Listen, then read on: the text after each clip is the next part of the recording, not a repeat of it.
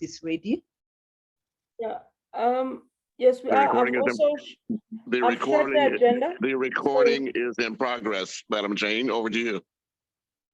Thank you very much. Yeah, thank you very much, Mr. Andrew, and everyone else that is on board. You're most welcome to the meeting today.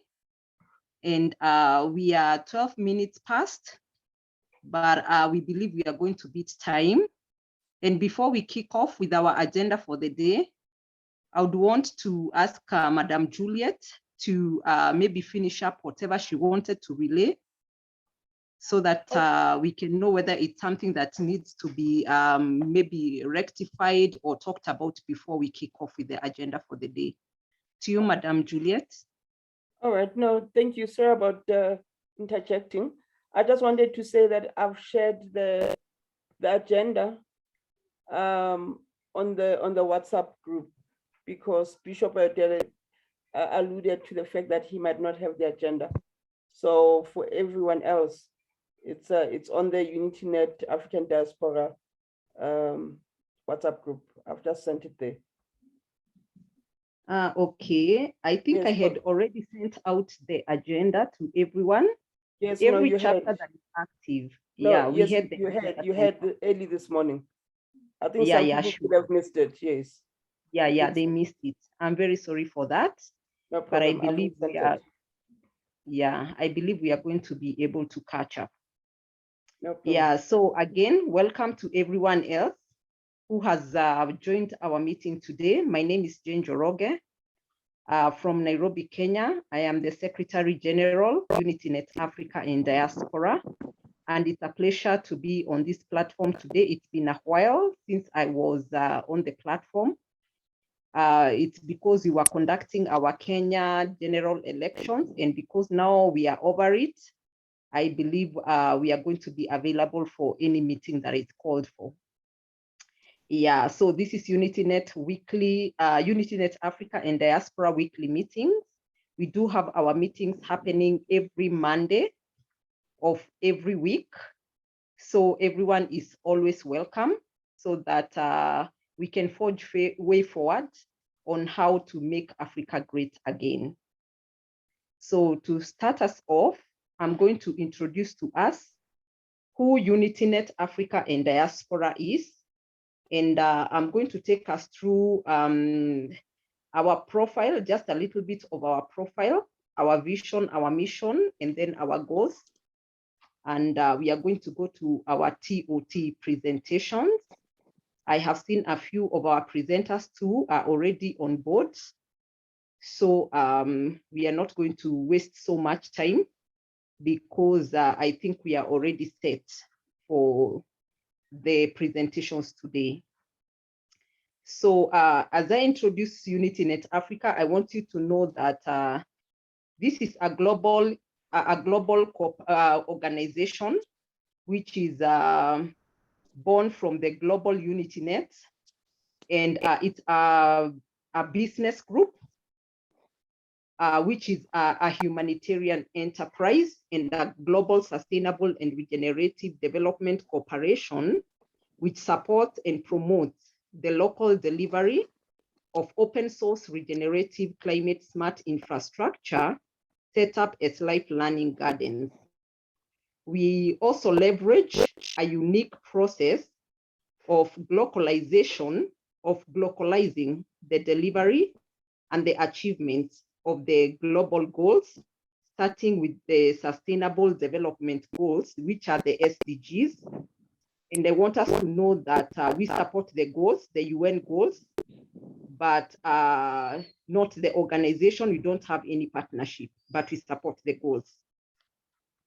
Our vision as UnityNet Africa and Diaspora is to have a future where every global citizen on planet Earth will have an opportunity to not only participate in, but also to benefit from the development and implementation of the regenerative economy that is required for humanity to be in balance with all the rest of the natural world, as mandated by the limitations imposed upon humanity by the laws of nature. And our mission as UnityNet Africa and Diaspora is to formalize the process of localizing the global goals, whereby we are going to start with the Sustainable Development Goals, which are the 17 SDGs, and we are going to establish a framework and platform for delivering the required local education and training for achieving a regenerative economy that leaves no one behind. The Global Unity Business Group will assemble honest, passionate, skilled people from around the world who will in turn become brokers of a better future and who can work together as per the SDG 17, which is the partnership for the goals, towards the common goal of achieving a regenerative economy that leaves no one behind. And this will be done through a process of implementation that will be co-created, often in real time. And this will be done by the members of the network of networks, which is the Global Unity Network, and which will allow humanity, individually and collectively, to heal physically, mentally, emotionally, and perhaps most importantly, spiritually. Our goal is to implement relatively low-cost regenerative infrastructure in local communities worldwide that will allow for the efficient and effective delivery of the education and training that is required for an entire generation of human beings to establish a localized regenerative economy that leaves no one behind. With that brief, I believe we have a picture of what UnityNet Africa and Diaspora is all about. We have our secretariat in Uganda. That is where we voted for our secretariat to be established. And right now we are active in 12 countries, among them Kenya, Uganda, Tanzania, South Africa. We are in Zimbabwe. We are in Ethiopia. We are also in Sierra Leone and many other countries. I'm going to give us a list of every other country that we are operative in, but we are 12 in number. And we are actually working as a team to make sure that UnityNet affects the entire continent of Africa, so that we can actually awaken Africa in terms of our economic, maybe lifting our economic standards. Yeah, so with that brief introduction of UnityNet Africa and Diaspora, I want maybe to place a few rules before we kick off. If you want to interject or maybe raise up a suggestion, kindly raise up your hand. We are going to recognize that and give you the opportunity to speak. If you're not speaking or presenting, kindly mute your mic so that you can be able to hear the person that is actually speaking to us and be able to understand. So right now we are going to get into the introduction of our guests today. I believe today we have a few guests, but maybe because I'm new, I may not be able to get every one of the guests introducing themselves. If I leave you out, kindly raise up your hand and I'm going to recognize you and give you an opportunity to introduce yourself. So from the people that are on board, I can see Eugenia. Eugenia, if you're there, kindly unmute yourself and introduce yourself to us, please. I think this is my first time to see you on board. Hi, good evening, everybody. I am Eugenia. I'm from Angola.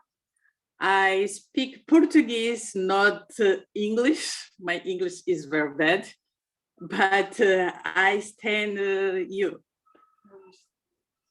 If you have Nice an to meet organization, everybody. if you have an Nice. organization, perhaps you can introduce that and put the information in the chat. I apologize for interrupting, Jane. Yeah, sure. Thank you very much, Mr. Andrew, for that. Is Angola Okay. a French-speaking country? Yeah, ma'am. Is Angola a French-speaking country? Are you a francophone country? No, it's Portuguese, Lusophone. Okay. Carlos is Carlos is invited me to the meeting. Okay, you are most welcome. You can put your information on the chat board and we are going to catch up with you and have a conversation. Thank you. Okay. Yeah. Thank you very much, Dr. Eugenia. It's a pleasure to have you on board. Thank you. Yeah, you are most welcome. Madam Jane? Yeah. Yes, please, Mr. Andrew. Yes, greetings. This is Andrew Williams Jr. I'm technically your host here, but Angola is so important to the events that are happening right now that I think it's important to understand that for this particular group, the African and Diaspora UnityNet, is urgent that you are aware that the first Africans recorded arriving in British America was from the Kwanzaa River area of Angola. And this is that time in 1619, August the 25th, when that first arrival happened. So we need to give special attention and appreciation to our guests from Angola. I happen to be the national board director for Project 1619.org. And today's event is being streamed to the AHIABGA network. You'll find a cover page there giving the history of the importance of Angola to everything you're doing. Thank you very much. Thank you. Yeah, thank you, Mr. Andrew, for the updates and the highlights. So Dr. Eugenia, you're most welcome. And we are going to contact you for more so that we can establish UnityNet Angola. Yeah, which is very critical to us at this moment. Thank you. So we go to, okay, thank you. So we go to Ibrahim Sulemana. Kindly introduce yourself to us, sir.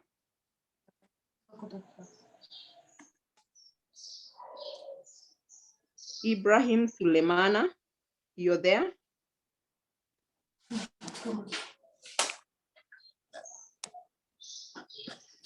Okay, we have a new guest, another new guest who is Angela Kamara.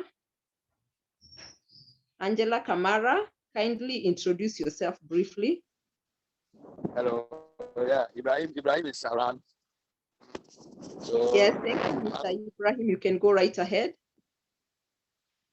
Okay, my name is Ibrahim Sulemana. I'm a tropical agriculturalist. I operate Center of Sustainable Agriculture, which is Kosa Ghana. That's my organization that I'm operating, which I have 12 acres of land that I am working on the online activities. After that, I sit down permanently and implement my field project. But currently, I have a brother who is taking care of the land and doing some vegetables activities and small animals, rearing small goats, sheep, and other animals rearing over there. At the same time, I go around to implement projects for people that I also train and other activities. And I'm also happy to join UnityNet for us to build more and to work more sustainable project for the youth to also get their hands in job and not to depend on others as well. So although I'm new in the unit, but I know as time goes on, I'll get much understanding and much involved so that we can implement more projects together. And I hope next week, Monday, I'll be having presentation. So I'll not talk much. I'll end it here so that the presentation guests will join us. Then next week, I have my presentation to on board. Thank you very much. Thank you very much, Mr. Ibrahim. I think I already have your presentation, and it's good to know that you're ready to make your presentation next week. But you have not told us where you come from. Kindly let us know which country you're coming from. From Ghana. I'm from Ghana. I'm coming from Ghana. Yeah. Okay, you are so much welcome, sir. And I hope you have already joined the UnityNet Ghana chapter. Are you already in the group? Okay. Yes.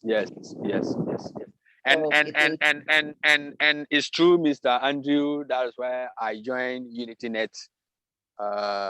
Because of him, that is how I joined UnityNet, and he also joined me to UnityNet platform.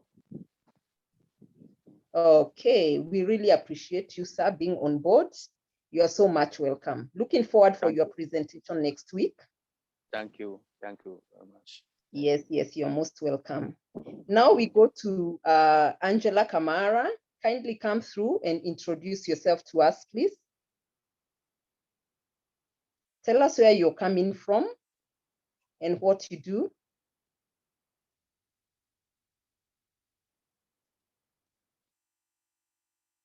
Angela Kamara, are you there? Can you hear me? You're on video, I can see you. Can you hear me? Okay, kindly prepare yourself for the presentation because I believe you're one of the presenters today. Maybe you can work on your audio so that we can be able to communicate. I also hope that you're going to come through with your audio. Yeah, so without taking any more time, I'm going to ask Madam Atama, who is one of our presenters, and I believe she's ready to make her presentation, to come through and introduce herself and make her presentation before we go to Madam Angela from Sierra Leone. Madam Atama, Dr. Atama, are you there? And yes, I am here.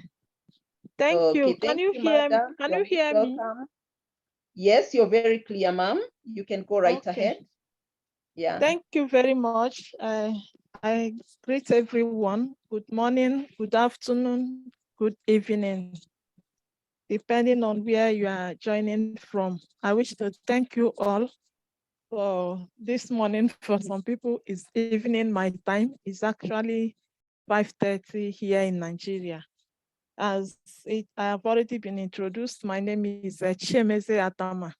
I'm the founding director, Equity Watch Initiative, and also a lecturer in the University of Nigeria, Nsukka, and a member of UnityNet Nigeria.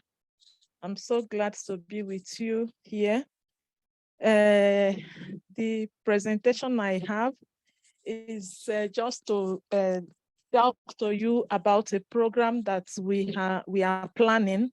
I have presented before here on this platform, and here I've been given another opportunity to make another presentation. I'm so happy about that, and I wish to thank you for that. If you permit me, I would like to just share my screen. I have a few slides that will be speaking on the program that we are planning. Should I share the screen? Yes, you have power, yes. Thank you.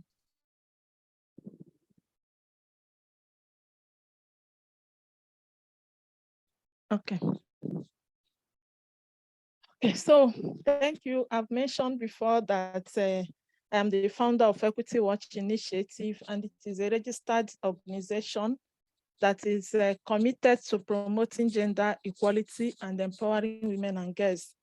Basically, what we try to fight is gender-based violence, and we engage men and boys in trying to achieve that.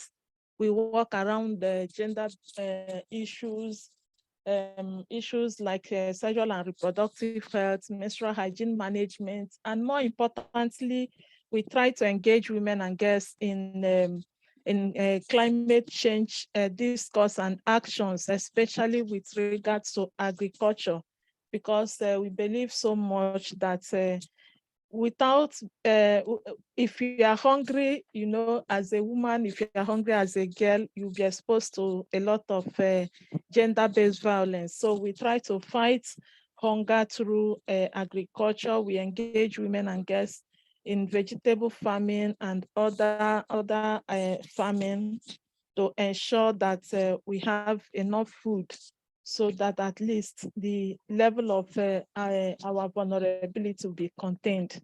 So those are the things we do. And as I mentioned before, we do that to promote gender equality. And we also empower women and girls through sustainable practices that will not harm our environment. And so today, I'll be talking to you about a program which we have designed, which is also targeted at reducing gender-based violence. We came up with an initiative that is called Iwin Empowerment and Safety Initiative. And this particular initiative was thought out of the fact that women and girls, especially girls in Nigeria, are vulnerable to a lot of issues. Nigeria is one of the countries that have the largest population of young people, and majority of these young people are girls. And while a little over 1 in 3 of Nigerians' whole population live below the poverty line, the female population is more vulnerable, as the proportion of those who live below the poverty line among this group surges to about 75%. And when you consider poverty and other pre-existing gender norms, it escalates the issue of gender-based violence, which is what my organization is working on. So in Nigeria, we have a gender-based violence report that says that 99% of all incidents of gender-based violence are on women and girls. So incidents of gender-based violence remain a big threat to women and girls in Nigeria. And when you look at gender-based violence holistically, you find that there are so many dimensions of it. It entails a whole lot of things that are very, very, very broad. So like I said, it's a big threat. And of course, that is why we are having this discussion. So gender-based violence have intensified again due to a number of issues. The pandemic increased the rate of gender-based violence in Nigeria. But the major problem we are having is the fact that when people, for instance, commit gender-based violence, or they are not properly punished. The offenders are not properly punished. Those who suffer gender-based violence in Nigeria can hardly get justice. There is always issues in the justice system, issues of people not being able to get justice and all of that. So because of that, you see that these issues are escalating while other countries are working around to reduce gender-based violence. In Nigeria, it seems it's increasing. So, and it is a big source of concern for us, because if that continues to happen, it means that women and girls will be shortchanged in a number of ways. So violence against women and girls, as we all know, may include things like physical violence. It may include sexual, verbal, financial violence, mental abuse, rape, defilement, a whole lot of issues that could be considered as violence against women and girls. And in Nigeria, about 45% of women and girls between the ages of 0 to 49 experience different forms of this violence, according to existing data. For instance, a girl born in Nigeria, if she survives her foundational years, has a 40% chance of getting married before age 17. You know, the youth female illiteracy in Nigeria is also very high, about 62.5%. This category of people are also not informed when it comes to sexual and reproductive health issues. And this has resulted to a whole lot of issues. Nigeria, for instance, has one of the worst maternal mortality rates in the world. When you talk about fertility rate is also very high, and a whole lot of issues that are associated with sexual and reproductive health. Again, in my organization, we have been working around menstrual hygiene management, going to schools, going to churches, going to communities to educate people about menstrual hygiene management. And one thing we have found is that a lot of people have no required information regarding sexual and reproductive health, especially menstrual hygiene management. And again, they lack access to the to hygiene products that is required for managing menstruation. And so we have been working around teaching women and girls in rural communities how to make cloth pad. Of course, cloth pad is a bit more cost effective, but another advantage of it is that it is eco-friendly. And you know, many people could leverage on that to manage their menstruation, and that's something we have found very useful, and we have been going around talking about it, teaching people, even campaigning against the plastic pad which is being sold in the market, because plastic pad is made up of about 90% plastics, which is very harmful to the environment, as that plastic pad could stay up to 600 years without decaying, without biodegrading. So it is also very eco-friendly to use cloth pads to manage menstruation. And we have been talking about it a lot in radio, going to communities to talk about that. So, but one other thing that we found as we walk around menstrual hygiene management is how these girls, because of lack of information, have been lured into abuse, into sex, you know, to the extent of even some of them, a girl that confided in us mentioned how she got pregnant and was infected with HIV simply because she have no knowledge about hygiene management, and you know, so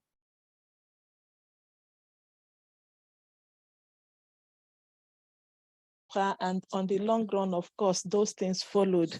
So a whole lot of issues that these girls suffer, especially in rural communities. The worst is lack of economic power that makes them totally dependent on the male, that they are usually. So all these things, like I've stated, you know, makes them vulnerable to sexual harassment. A lot of them going to prostitution, a lot of them going to drug and trafficking. And when these things starts happening, you find that, you know, of course, it violates women's rights. It violates the rights of this girl child. It's constrained their choices, because a lot of them that may want to go to school may not be able to go to school. Of course, once you are a girl around here and you're up to 15, 16, 17, the next thing they are talking about is how to get married and start bearing children. And of course, these have some negative impact on their education and their ability to participate in, contribute to, and benefit from developmental programs. And victims of these issues are also face a lot of depression, insecurity, and sometimes those in school, you know, could even at a point drop from school. I have come across a teacher in a secondary school who told me about how some girls dropped out of school just because they start menstruating, and the next thing the family will try to do is to get them off for marriage, so that they don't become pregnant and you know, a kind of put shame on the family. So the girl child is usually very, very, very vulnerable in this our area. And I think it's very critical for us to put more effort in educating them, to put more effort in empowering the girl child is very, very critical. In the spirit of leaving no one behind, I think it's something that as a network, we should consider putting much effort, especially in Africa, where it is almost like the same story all over. Hence, in Equity Watch, we are adopting a kind of multi-sectoral approach in trying to see that these girls develop. And that's why we see, we talk about engaging them in agriculture, we talk about empowering them with skills, we talk about empowering them with education, so that they will be able to come out a better human being, be functional to themselves and to the society. And it's this thinking that actually led us to, coming up with this EWIN Empowerment and Safety Initiative that is considered, that is packaged in a kind of boot camp program for teenage and adolescent girls. It is our belief that this sort of program will be very helpful in building the capacity of these girls, in strengthening their self-esteem, building their self-esteem and their confidence to be able to face their challenges.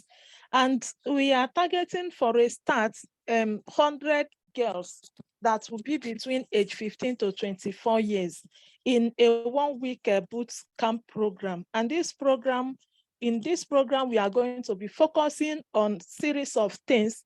Number one is what we call empowerment self-defense. Empowerment self-defense is a kind of skill that was developed to help people build their confidence, set boundaries, be assertive when they speak, and also be able to respond to or prevent violence, especially sexual violence, from happening. And we are leveraging this empowerment self-defense because recently our organization was one of the few in Africa that participated in this training in Rwanda. And the training actually was conducted by a woman called Judith, who is from Israel but based in the US.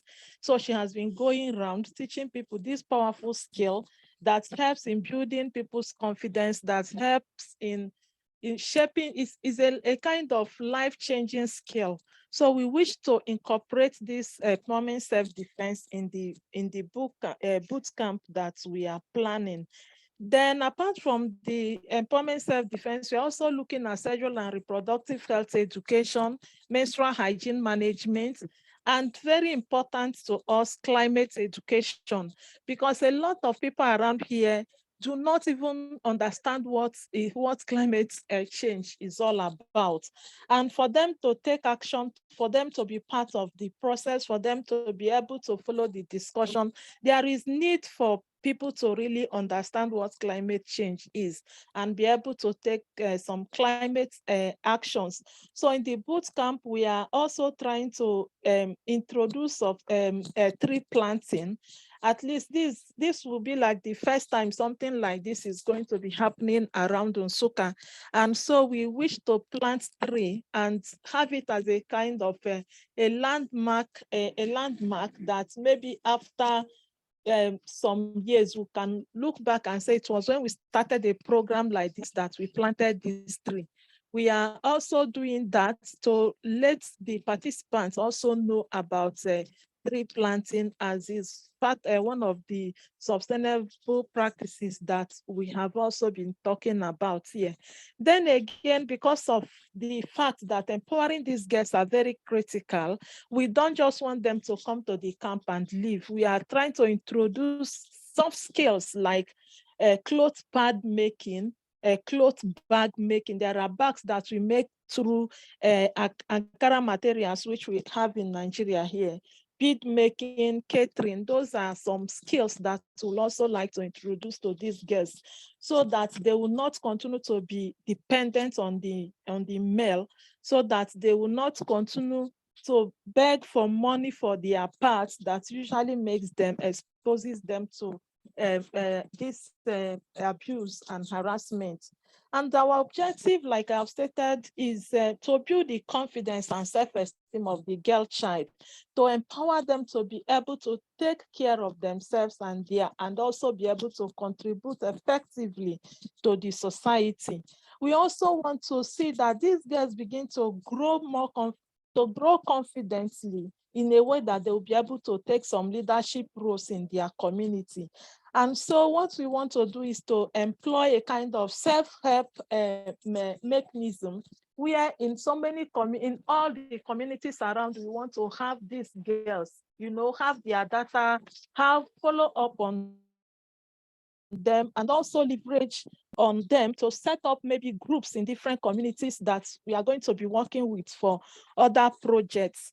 So that is why we think that the boot camp will be very, very important. And like I said, some of these activities we have already started doing. This was the training that happened in Rwanda where our organization participated. This was a program that we organized around the empowerment self-defense sometime last year, which was also supported by UN Women, because the issue of sexual harassment is a big issue in universities in Nigeria. And from what we have gathered, building people's skills around this particular ESD is going to help a lot, because in Nigeria, the justice system is so erratic that even when they ask you to report, you are likely going to report, but you will not get justice. But ESD will teach you not how to report, but how to take action in that particular situation where you are being confronted with an abuser. What action will you be able to take to be able to wriggle out of the whole thing, so that at the end of the day, you will not be abused? So like I said before, it has to do with verbal skill, physical skills, issue of assertiveness, boundary setting, which one can employ to be able to, wriggle out of any abusive or any uncomfortable situation. This again is part of our menstrual hygiene management and our teaching on cloth pad, where we go to schools to teach secondary school guests how to make cloth pad, and that has been helping them a lot. Sometimes we also go on air to talk about menstrual hygiene management, because from what we have gathered, as I said before, is a whole lot of problem. Many people are finding it very difficult to manage their menstruation, which is a very critical issue.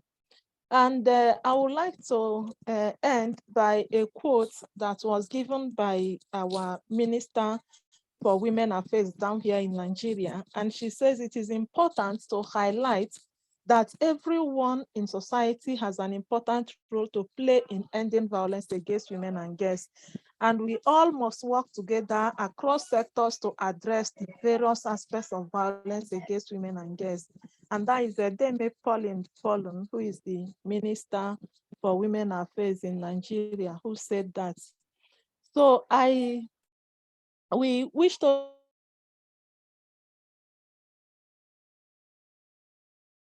of how important these issues are to us. We are calling on anybody that is interested to partner with us and see how we can make this particular program a reality.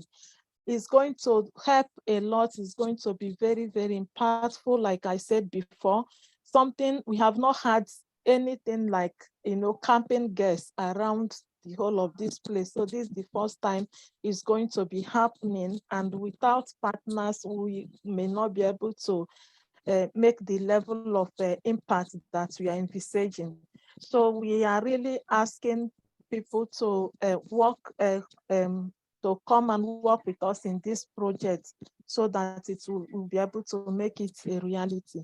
And I wish to say thank you very much for the opportunity to talk about this project. I so much appreciate it. Thank you. Thank you very, very, very much, Dr. Atama, for that all that together so that you can actually communicate to us what you do and what you're doing in Nigeria. Now, I would want to ask the participants if there is anyone with a question towards the presentation of Dr. Atama. Kindly raise up your hands so that we can give you the opportunity to address your question. Anyone with a question or clarification towards Dr. Atama's presentation? Yes, Madam Juliet, I can see your hand. Kindly come through. Okay. Thank you. Thank you for an awesome presentation. Mine is actually not a question, it's just to commend Dr. Atama for the excellent work she does. And I know, and I also speak from experience, that, you know, as we're busy looking at how we can empower and help particularly women and girls, times as women, we are also inwardly affected because some of the issues that we deal with are very close either to our hearts, or we've experienced them, or we understand what those people we are helping feel at a very deep level. I just want to know, is there part of a psychosocial program that she also participates in to empower herself to be able to strengthen the women that she works with? Yeah, because I've had to look at things like that. And I wonder if she's also, if she does have those programs. And well done for an excellent job you do, Dr. Atama. Thank you, Juliet.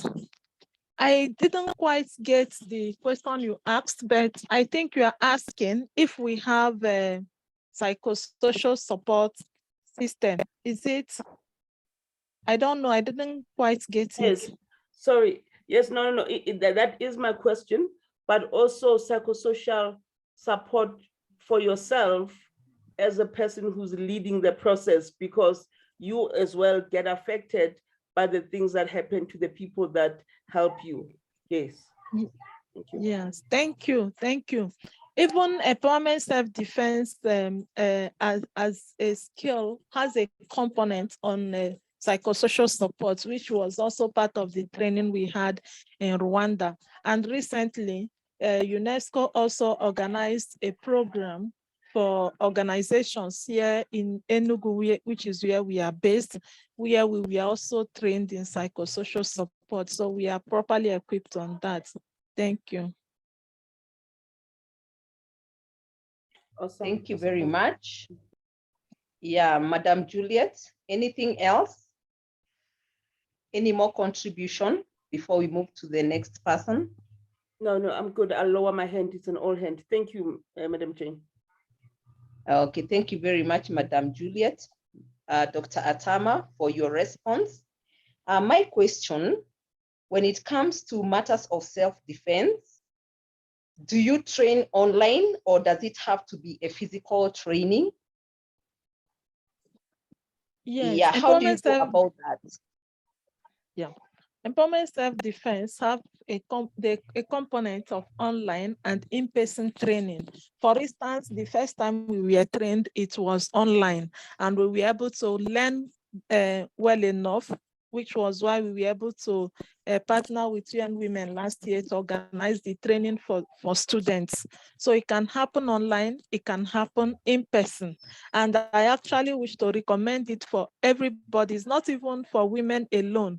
In fact, in the training we participated in Rwanda, even men were trained. There is an aspect of it that is called all gender.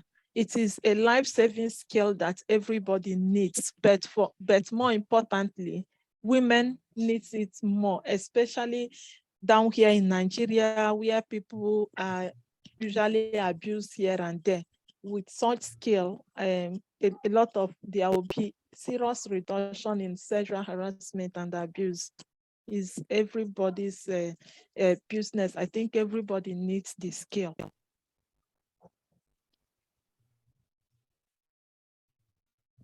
Thank you very much. And I'm glad to hear that it is all inclusive, because I think everyone is to attack and everyone needs defense, a defense mechanism when it comes to personal protection.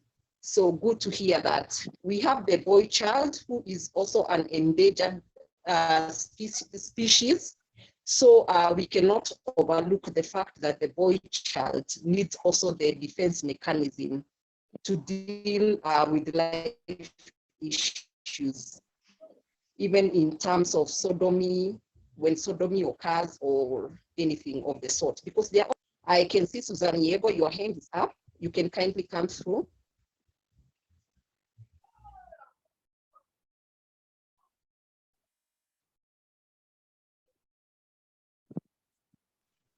Yes, Madam Susan Yego, kindly come through.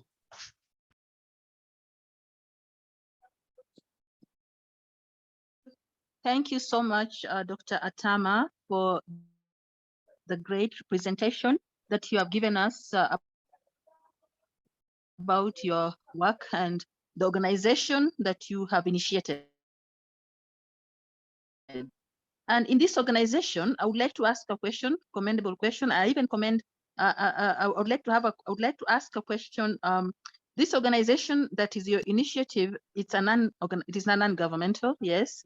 It is also an independent body. Now, my question is, for the sustainable agriculture, do you have, my first question, do you also undertake projects in sustainable agriculture? And if you do, or governmental institutions like the Ministry of Agriculture, where you have the field extension officers, the sustainable and girls and the young women in your society or in your community? That is one question. I would like to make is that I'm so much impressed that in this initiative, you have taken both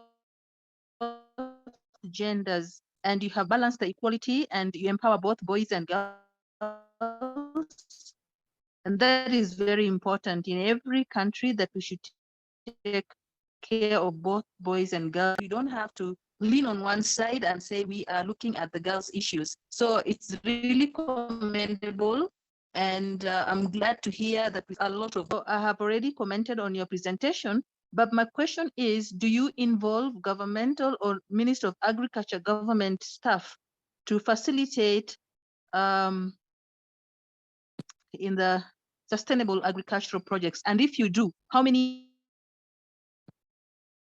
have you achieved so far? Thank you. Okay, thank you very much for that question. I would like to answer that question by going back to say that our organization is actually located in the University of Nigeria, Nsukka, where we also have the Department of Faculty of Agriculture and Extension Department. And our plan is actually to work more with the Faculty of Agriculture, especially those in extension service, if we need the extension service. But for now, the first smart farm we established, which focused on vegetable farming of green pepper, I don't know how to share it here. I would have loved to share. It's just this year that we started, and that is our first smart farm. And so what we are doing currently is to reach out to people that will be able to partner with us to continue the project, because the project we started was self-sustaining. It was out of our own efforts.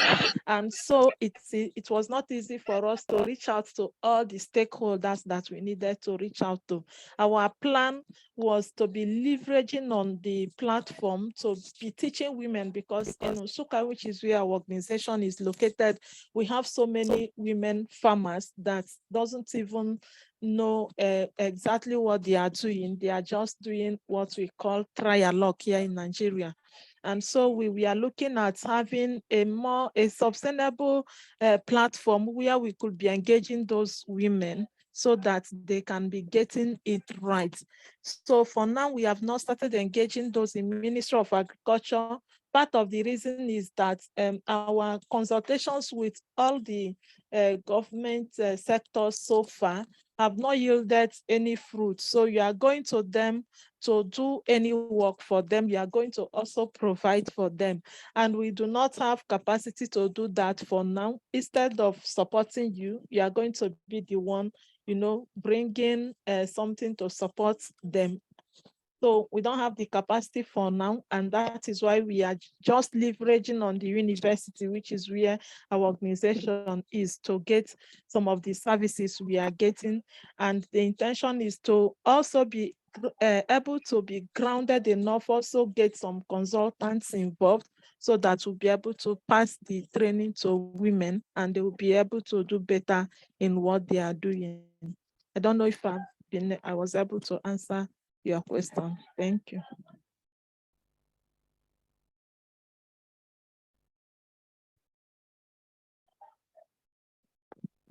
Okay, thank you very much, Madam Atama, and for Madam Susan for the question and for the response. I can also see Madam Juliet Miabo. Madam Juliet, you can kindly come through. Thank you, Madam Jane. I'll keep it brief. My first one is to ask whether you also include the elderly in your program, because we find that normally when people mention the word women, it does not adequately extend to elderly women, and normally they're the most vulnerable in communities. And my second question is the area of the LGBT, lesbian, gay, LGBTQ plus community. Do you also make room for that? It's a question, but also a recommendation, because if you look at some of the laws in some of the African countries, they're very intolerant of the LGBTQ community, and they tend to face a lot of bullying and a lot of violence against them because of their sexual orientation. Do you consider that, or would you please include that in your program? Yes, thank you for that question. My area of specialization is population studies and gender, and I've done a lot of research around around old people, including how the recent publication we had was trying to look at community support for the elderly. So they are very key in what we are doing, and we have a whole lot of programs already mapped out for them, and we are working around that, even outside my NGO, because I teach gerontology as a course in my department. And most often we usually mobilize students to carry out one program or the other for the elderly. So they are very critical for us too. Then talking about LGBTQ, because of the law against LGBTQ in Nigeria, is very difficult to see them coming out, to say they are. But through a research we did recently, I was able to get in touch with some of them. And from the employment self-defense training, I've also realized that they even need it more than any other person, because they face a whole lot of abuse. The research we did was on self-care, especially during the pandemic. So they were able to share with us some of the experiences they are going through. And I also, through that research, got to know many of them, even here in Enugu State, that we worked with during the research. And part of the recommendation I quickly made after that research to ESD Global, which we are working with, was to see how some of them could be trained during the instructor training that happened in Rwanda. And of course, they honored the recommendation, and they were able to organize a separate training for LGBTQ group. In that training, they came after it was a 2 cohort training. They were the second cohort, and with that training, I'm sure that the community will also benefit a lot, and we are working with them to see how that will happen. Thank you very much for asking the question. That's very awesome. And I think it's quite understood clearly what you're up to and what you're doing at the moment. But I don't want to close anyone else out. If you still have a question or a contribution to make in regards to Madam Atama's presentation, you can kindly come through. You can raise your hand. Any more questions or contributions? Okay, if there be none. Maybe, Jane, I can just say a few more things. You Yes, know, please. the initial plan for us was for this boot camp to happen this August ending. And why we targeted August ending was because of we are actually looking at a period when secondary students will not be in school, because we wanted to use a school that has boarding facility for the program so that it could reduce cost. But due to some logistic issues, we are now looking at having this program around the International Day of the Girl Child, which is coming up in October. So it's just to say that those who would like to work around the International Day for the Girl Child, I've also seen Professor Lloyd mentioned it in one of the email threads. And is something that is also very important to us. And we are trying to see if we could now have the bootcamp program around the International Day for the Girl Child. So I just wish to say that those who are interested in working around that, who wish to have more conversations with us on that, it will be fine to discuss more on that. Thank you. Thank you very much. If you have the dates for the said events, maybe you can forward them to us so that we can also maybe prepare a presentation in regards to the events. We can have a few people coming along to present so that we can also mark the day, because they are very, very relevant, especially here in Africa. Yeah, there are so many issues that we need to address in regards to the woman and the girl child. Yeah, so kindly keep us on the loop so that we can make some arrangements in regards to that. Thank you. Yeah, any other contribution before we move on? Okay, our continental president is now on board. He was in another meeting, and now that he's on board, as we wait for our next presenter, I'm going to request him to say hello to us and just give us a few remarks before we move on to the next presenter. Mr. Carlos, our president, thank you. Welcome. Yeah. Glad thank to see you very much. Yes. Yes. I'm also happy to see all of you, and good day, good evening, good afternoon, good morning, wherever you are. Sorry, as you mentioned, I was in another meeting, just concluded, but I'm here with you to continue the process and so to ensure that we promote African development. That's why we are here. Nobody can do it. We have to do it. And then partners will join us to support what we are doing. So it's all on us, and it's expected on us for us to take the lead in promoting development in Africa. So nevertheless, we all have responsibilities. We know our vision, our mission, and our objectives. And on a nutshell is to promote African development.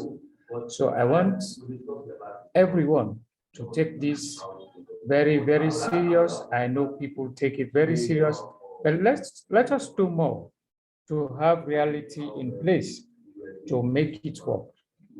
That really will help all of us.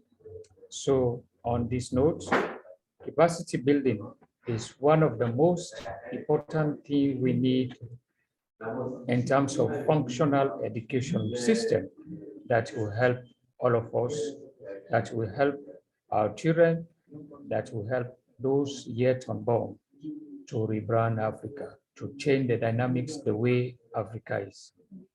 So on that note, I want to thank all of you and thank you for your time. And I hand over again to you, Madam Continental Secretary General and the team. Thank you.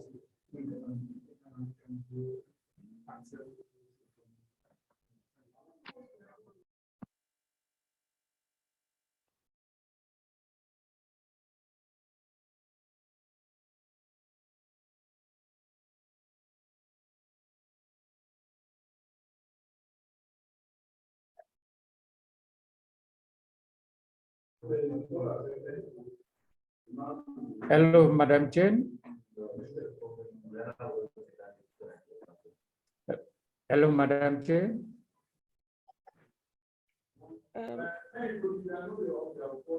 Is she gone? Yes. All right. All right. For the next speaker. Yeah, Juliet, yes, go ahead. Okay. Yes. I'm not sure. I think for now, Dr. Atmata, if you may, maybe you can remove your presentation so that the next speaker can get ready to present. I just need to go check who is available.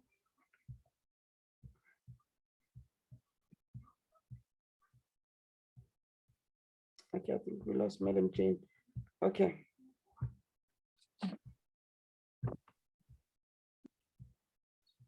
So I don't have the agenda here in front of me because I've moved my phone. Who is the speaker available to present next, please? What was it, Madam Angela Kamara?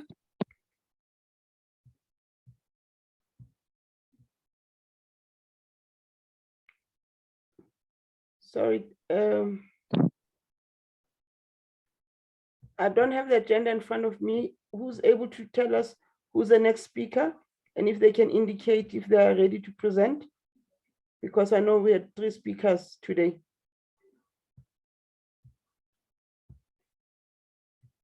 Hendrik Mepru, do you have an agenda there in front of you? Please, can you confirm? I haven't got one, but let me have a look quickly. Yeah, please, on your WhatsApp.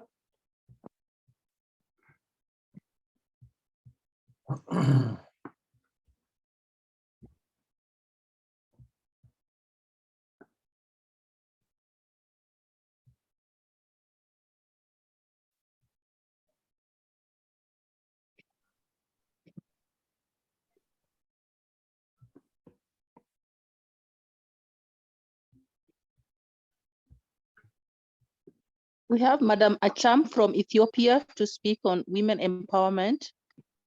So, okay, all right. Is she on the meeting? I don't see her.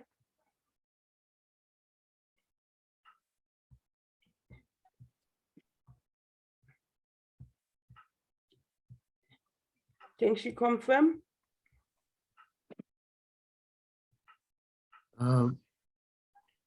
I see Angela Kamara is here, but I don't know if her sound is working. Yes, because that's Madam Angela, are you able to unmute yourself?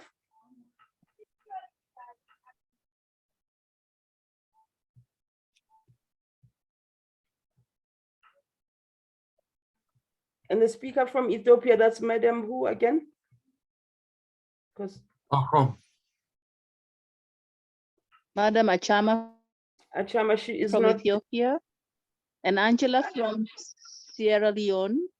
Yes, I'm trying to get Madam Angela. Angela's attention. Okay. What I'd like to do is, while we're waiting for them to indicate, is to ask on the other additional agenda point that Professor Lloyd had indicated, maybe we can go to that. But I see Madam Angela is trying to connect. So Mr. Lloyd Hafiti, if we have any connection problem, please, from the other speakers, please be ready to continue to present what you needed us to talk about regarding today, the 21st. But Madam Angela, I see you're connecting with your audio. Let us give you, yes, thank you, Mr. Lloyd. We'll give you a minute to connect because I can see you're trying to connect.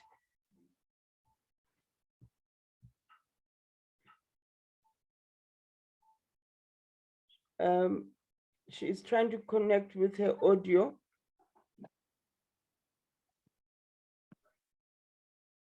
Mr. Lloyd, I suggest that she might have a technical problem with connecting. Maybe for meantime, while we wait, can you please introduce the theme? As soon as she comes in, then we'll jump to her. Please introduce the theme for today.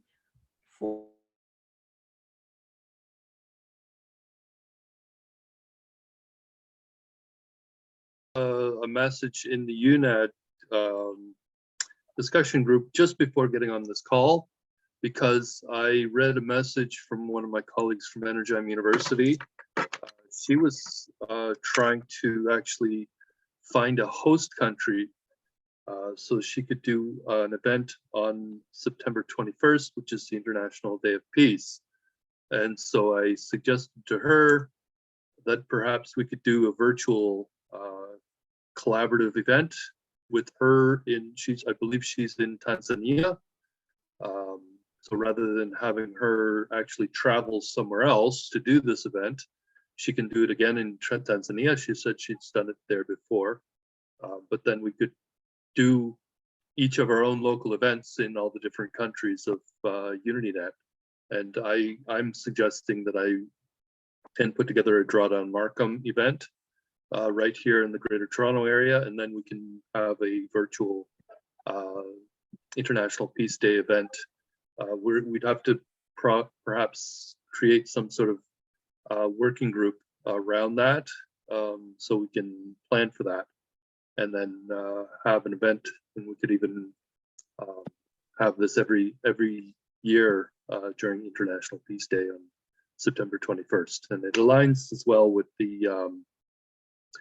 the original partner of Global Energy, or We Energize Global Cooperation Turtle Island. So We the World has their 11 days event, which leads up to International Peace Day. So we could also advertise that event on their network as well. So that's all. Thank you. You said it's the 21st of September? Mm-hmm. Okay, all right. We can revisit, it's very interesting and exciting. We can revisit it before the end of the meeting. Let's give Madam Angela an opportunity to present, but it's an exciting opportunity and event, Mr. Lloyd. Thank you. Madam Kamara, are you able to hear us now? Is your sound good? Angela, Madam Angela. Please unmute yourself.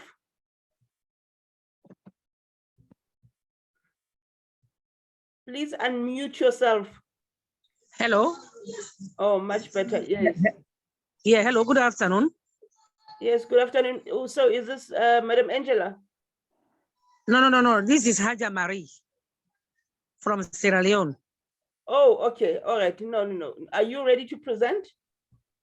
No. I'm a participant. No. Oh. Somebody invited me to this meeting. Yes. Pardon? Somebody invited me to this meeting.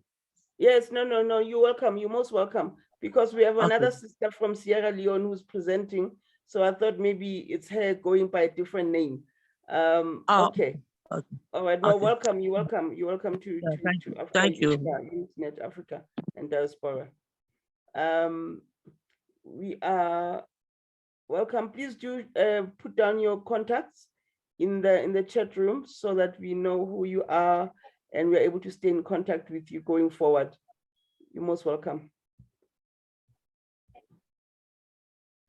I'm going to ask again, Madam Angela, are you able to unmute? And I see Dr. Tama, you want to say something or not? No. Okay, all right.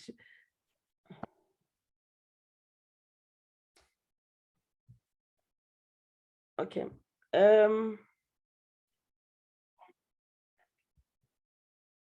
I don't know how else I can get her attention to ask to unmute herself. Angela Kamara.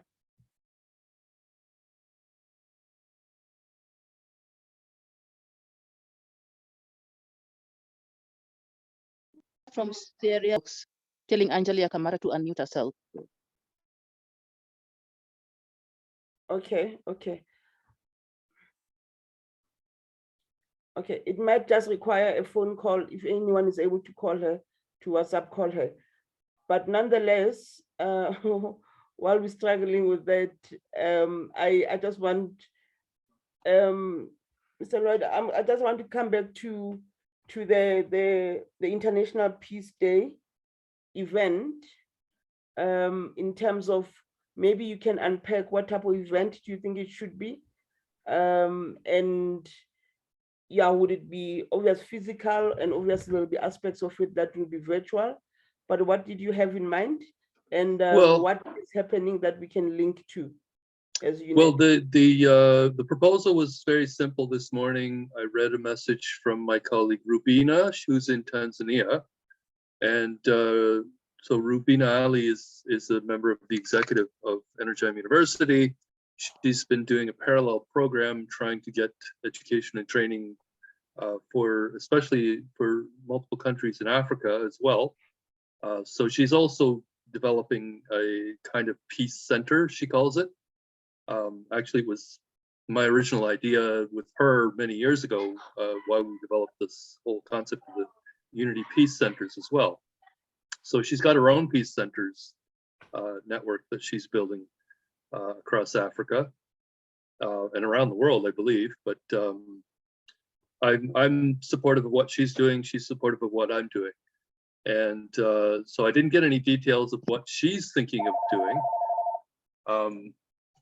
So I'm going to get back to her to try to find out what she's going to plan. But I think from the UnityNet perspective, I've been putting a lot of information into the chat as I'm listening here. I think if we can align ourselves around child nutrition and school meal programs. So I'm going to I just put into the chat something called the School Meals Coalition Declaration of Commitment. And so the link to this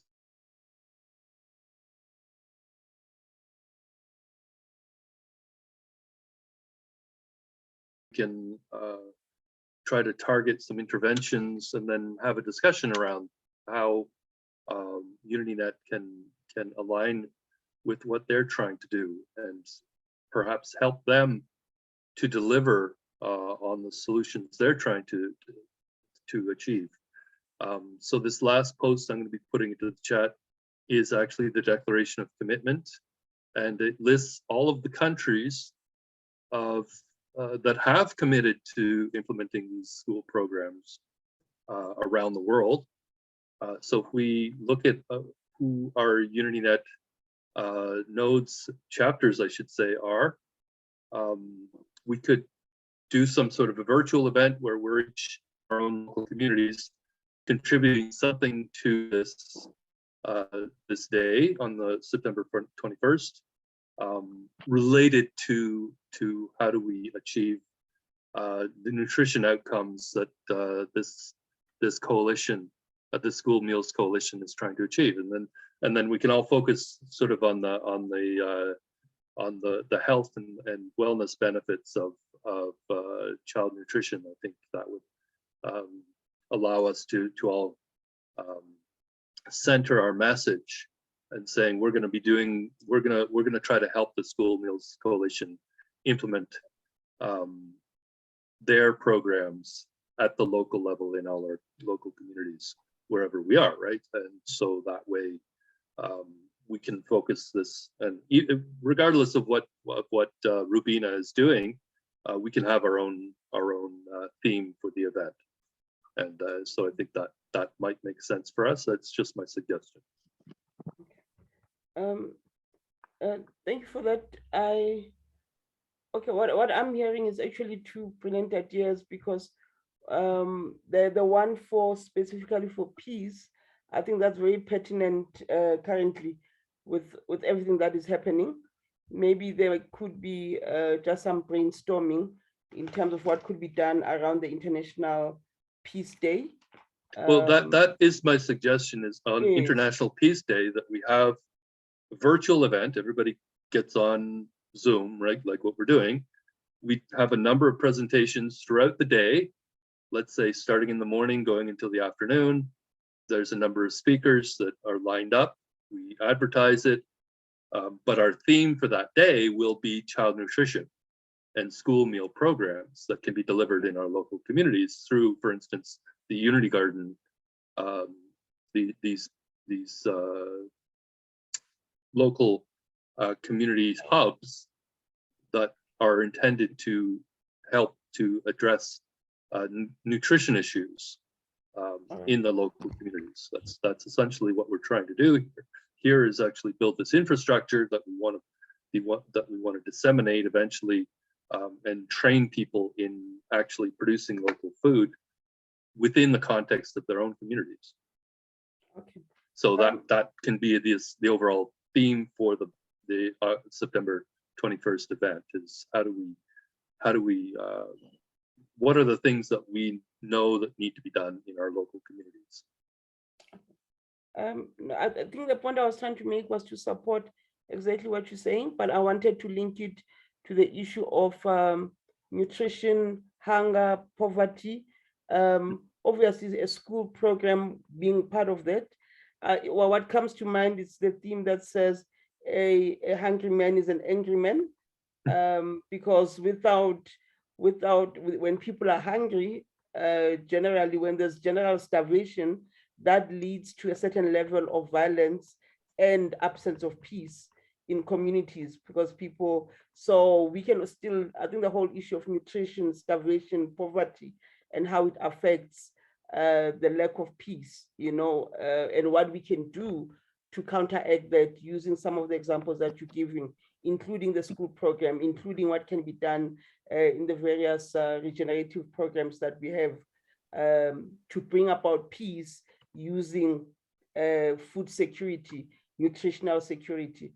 So maybe that could be, we could try and maybe enlarge the theme to build up for the international peace, but focusing on, that whole theme, a hungry man is an angry man, and here for not just hunger for power or hunger for taking over the world and monopoly, but hunger, real hunger in terms of nutrition and food insecurity. So I think something could be done, and those who are interested to be part of developing this further should, I think, indicate. And then Professor Lloyd, I know you will put out the information, and then we can start a group in preparation for this day, for the 21st. Okay, thank you for that. At this stage, I am still trying to see, please let's take comments before I look for our speakers. Any comments on this? And I'm going to pick people who I know that are in the space of nutrition. Hendrik, you know, you're one of the people I'm going to pick on, because I think our side conversations will contribute to this, because we are looking at issues of providing food and food security, nutritional security, and how that helps with providing stability and peace in communities. And this is one of those possible catalytic programs that that we always speak about. Hendrik, please say something on that. Well, yes, I think that we can design 1 hectare plots to produce certain crops in a community. So we've looked at how to accommodate free 1 hectare with system. And I think that there's several aspects of smart farming that we can incorporate in the plans, because, you know, the crux of the matter is to produce as much as possible food from that area to sustain the community. And there is certain crops that lend them to this. And, you know, the idea is that it is a sustainable development that can carry on with crop rotation and all the things that's built into that. And obviously, in the different parts of the continent, there will be a different crop that people can plant. And I think we need to, you know, Susan Yegu, that's part of the African team, myself, and there's several other people that can put heads together and come up with some suggestions as to how we can assist the communities with this plans. Yes, we're going to need some money. There's no projects that can happen without some input. But this is something that once we create it and make it school-based, you know, try and do it so that there's no transport required.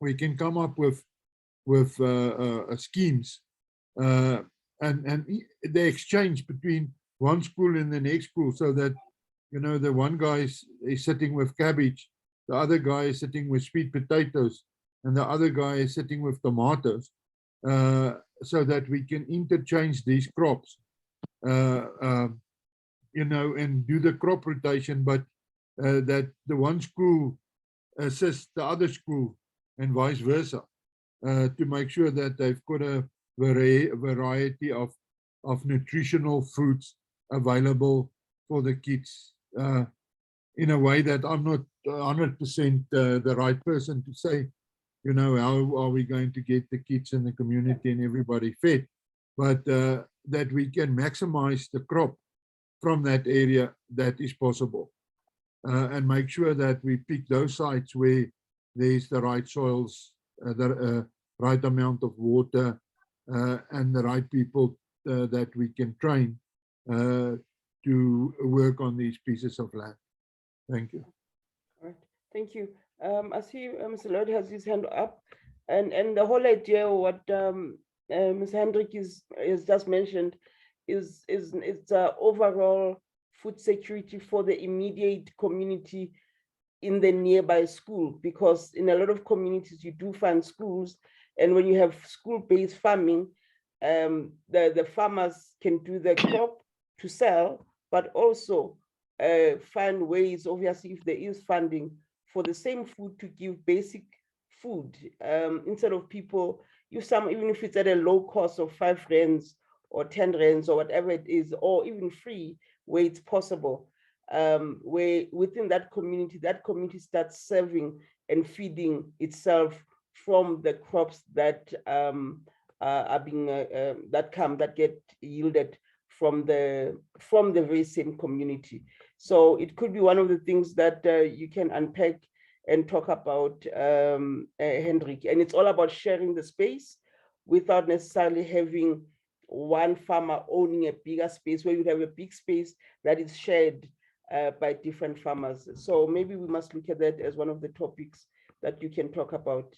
Yes, Mr. Hafiti. And maybe before you continue, Mr. Lloyd, let's see. Angela, I saw someone helping you with hopefully with your audio. Angela Kamara, are you able to hear us? Are you able to come in now?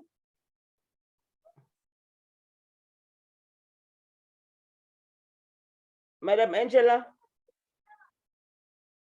are you able to hear us?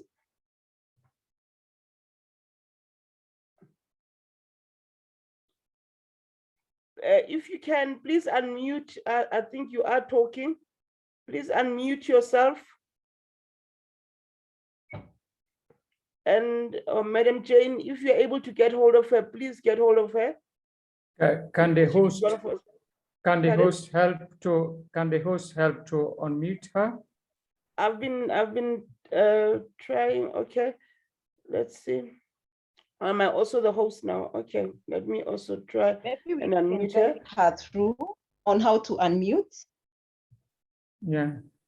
Okay, I can try and unmute her directly, but let me find her. I can't.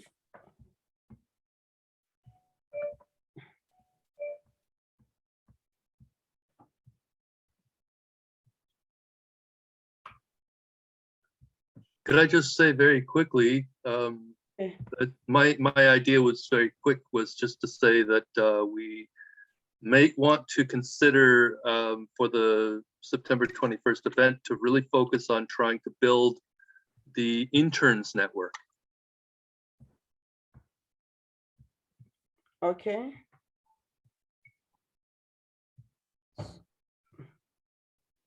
So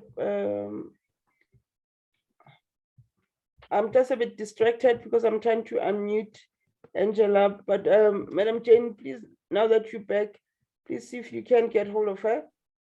Yeah, I'm suggesting that since she's a French speaker, maybe our continental president can try to guide her through so that she can unmute. Maybe she doesn't know how to do it. And she has a bit of English, understanding English. Maybe if we can use French, she may be able to understand. Okay. Mr. Yes, CP, maybe you can help her. Please.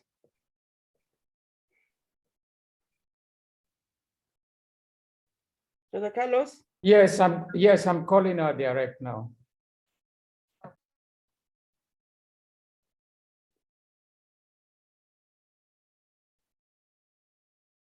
As we await, maybe we can be having some of the continental board members introduce themselves and maybe tell us of the office they are holding as we wait for Madam Kamara to come aboard. We have Madam Malaika with us here. We also have Madam Juliet. Yeah, maybe the two of you, you can introduce yourself and maybe tell us the office you're holding within the continental. Yes, good evening. Yes, Madam Malaika, kindly come through. Yeah, good evening, everyone, and good morning, good afternoon. Protocol observed. I am so grateful to be part of the meeting this evening, this afternoon, and this morning. My names are Gabriela Malaika Ligami. I'm from Uganda. At the continental level, the board members, I hold the position of a continental treasurer, and I am happy to be part of this meeting. I am following the discussion closely, and I thank everyone who has logged in for the meeting. And back to you, our Honorable Continental Secretary and our President. Thank you so much for organizing the meeting. Thank you so much. Thank you very much. Our Continental Treasurer, Madam Malaika Gabriela, you're most welcome, and thank you for coming aboard. We also have Mr. Tranquil. Kindly come through and introduce yourself to us. Leno? Hello. Hello to you, sir. Yeah, good evening, good afternoon, good morning, everyone. My name is Nima Tranquileno. I'm from Guinea. I'm also a Vice Continental Secretary General. So I'm on boards and also following the discussion that are going on. So I'm very pleased to be here. Thank you so much. Thank you very much, Mr. Leno. And we are glad to have you aboard. We can have Madam Juliet introducing herself, please. Okay. Thank you. My name is Juliet Miabo. I'm based in South Africa. I work with people, specifically in the areas of women, children, elderly, and youth, using different and various programs. The reason I say I work with people because all human beings are interconnected. The one group affects the other, and in our program, we take an integrated approach, understanding that no group of people, no sector of people is an island. Yes, and I'm part of UnityNet African Diaspora, based in South Africa. And yes, I also work in the area of media, working closely with the Andrew Williams Network. But I'm glad to be here. I also have been absent for a while because of everything that's been happening in our country, but things are settling down quite well. And that means that will allow us a bit of time to participate more on platforms and meetings like this. Thank you to be here. Thank you, Madam Juliet, for that introduction. Finally, before we go to Madam Angela, I can see her audio is working. We can have Global Dawn introduce himself, and then we can move on to Madam Angela. Mr. Dawn? Hey, how you guys doing? My name is Global Dawn. I'm a hip hop artist from here in America. It's great to be on board. I always do a lot of great things to help out in the community around here. As you guys know, I'm a hip hop artist, and if you know anything about hip hop, these days it's corrupted, it's crazy. The big higher ups, they're giving youngsters millions of dollars basically to kill each other. And I personally do music to try to stop that. Before my guy Terrence passed away, RIP to my guy Terrence, he was the executive director of Generation Hip Hop Global. I was working with him hand in hand with Mandela, Mr. Nelson Mandela's RIP to with his grandson. He was the chairman on the board with Generation Hip Hop Global. So I'm just refooting with the team, with Adam and his spouse, his widow, Miss Elaine, and trying to get things back on board. And I'm able to do anything that I can do, such as theme songs or anything. I write very great songs for people, for comfort, for healing and stuff like that. And it's a blessing to be on board. Thank you very much, Mr. Global Dawn, for coming on board. We really appreciate. Yeah, you're most welcome. Yeah, so we move on to Madam Angela. I hope you're ready for your presentation. Kindly come through. Yes. Thank you. Yes, You're welcome, Madam. Afternoon to you. Yeah, I'm doing great. Say thanks to God. Although the network is disturbing us in Sierra Leone, but I really appreciate I'm getting here clearly. I'm Angela Kamara from Sierra Leone, a local farmer, and I'm very happy and thank God to be here to this platform today, and also appreciate God. My own presentation is here. I'm a local farmer, but in Sierra Leone, we are finding it very difficult to do agriculture, especially with the women in Sierra Leone, because we do have support from the government, even other NGOs. We want to embark on agriculture, but we don't have machines how to process these goods for them to be at a value chain, because the goods, we don't have access to the market because we don't have support, we have equipment how to process quickly for those people to become a value chain. It's very, very difficult. So I thought it fit that I want to embark on this granite production and maize production, especially in Sierra Leone now.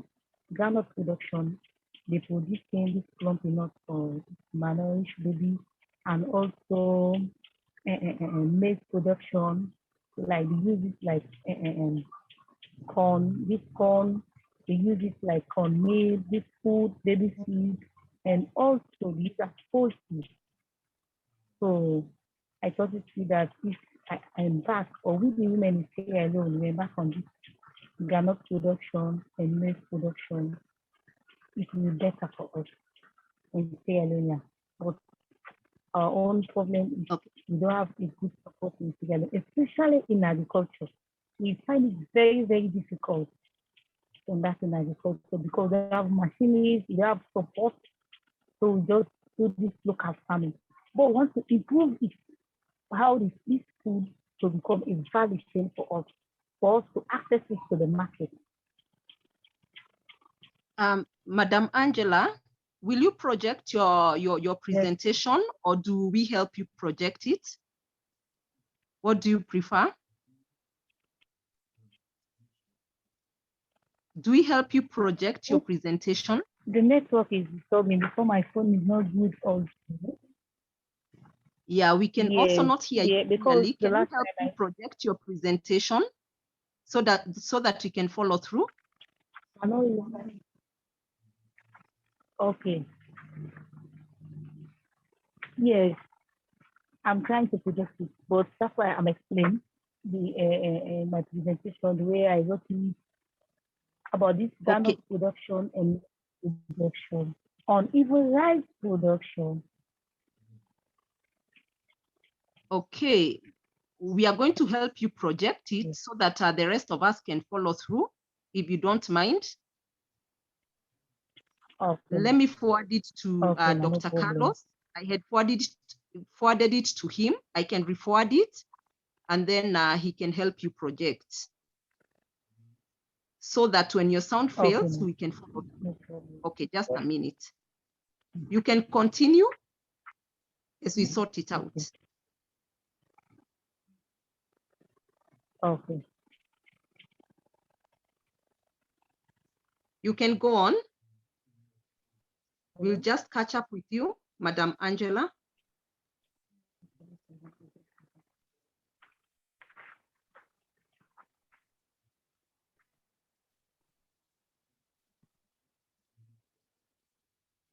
Yes, yes. So as I say earlier, yes. Yeah, the network, as I said earlier, is especially for we the women in agriculture. We want to embark mainly on agriculture, but we don't have support. We are just doing gardening and gardening. They want to improve more on this agriculture, especially this food to become a value chain for us, because we want to be as self-employment, not only to go to the office, because agriculture is a self-employment. Hello? We can hear you. Please continue.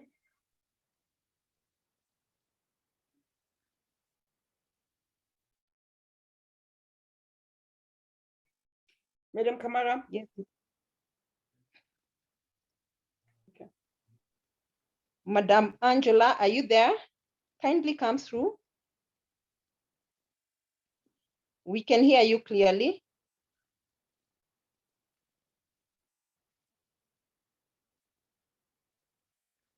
Please proceed, Madam Angela.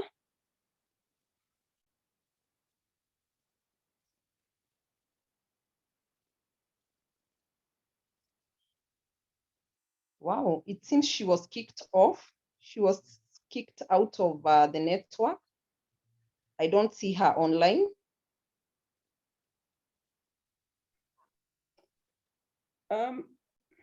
She looks like she's coming back. Okay. Yeah, that's good. Okay. Yeah, Madam Angela is back. Kindly unmute yourself and proceed with your presentation.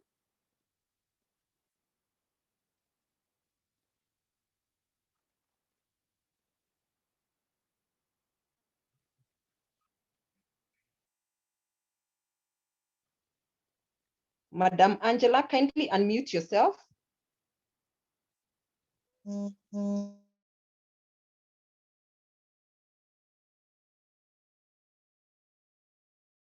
Communicate to her.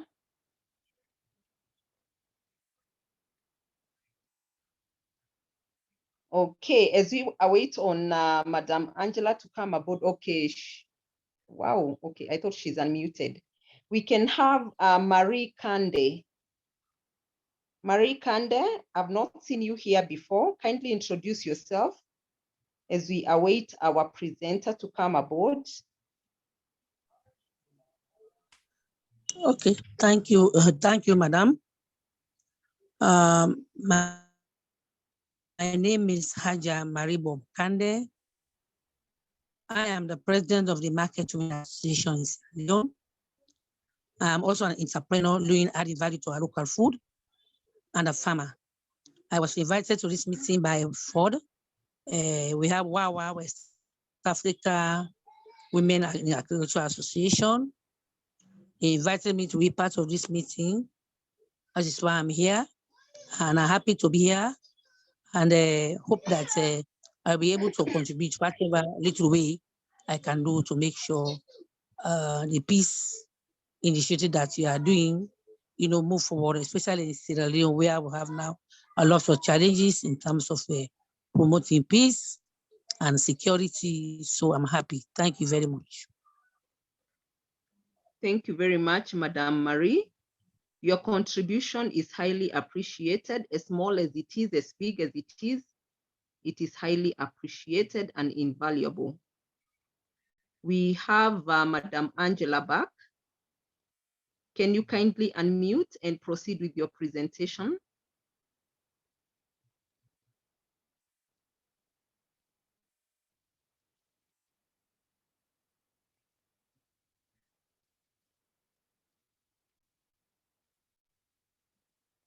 Madam Angela, Mr. Leno, maybe you can help maybe communicate to her in French. Hoping she would understand French. Hello, is she a French speaker? Yeah, she Hello? is. She's from Sierra Leone. Yeah. From Sierra Leone. Yeah, she's a French speaker.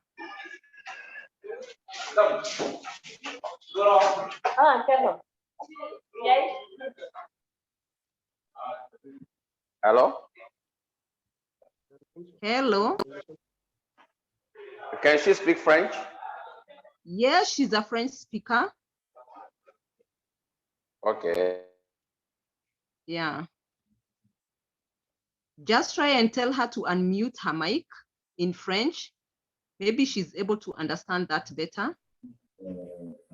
Yeah, she's trying to fix up the network problem she's facing.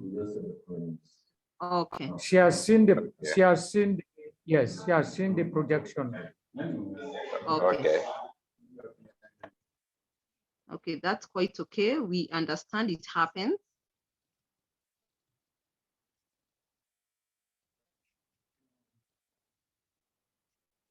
So I don't know whether Mr. Lloyd had already introduced himself. We can give him 1 minute to introduce himself as we await for Madam Angela to sort out her network issues and come back to us. Mr. Lloyd. Thank you, Jane. I guess I should introduce myself one more time in case there are people on the call who have not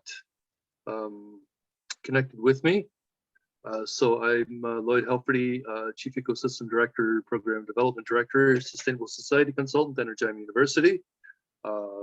Energime is headquartered in the US, in New York, but I'm in Canada in the Greater Toronto area. So I had been working with especially Carlos and a few other members over the last probably almost 2 years, but really earnestly over the past year, really to move forward and develop this global unity network, which we call UnityNet.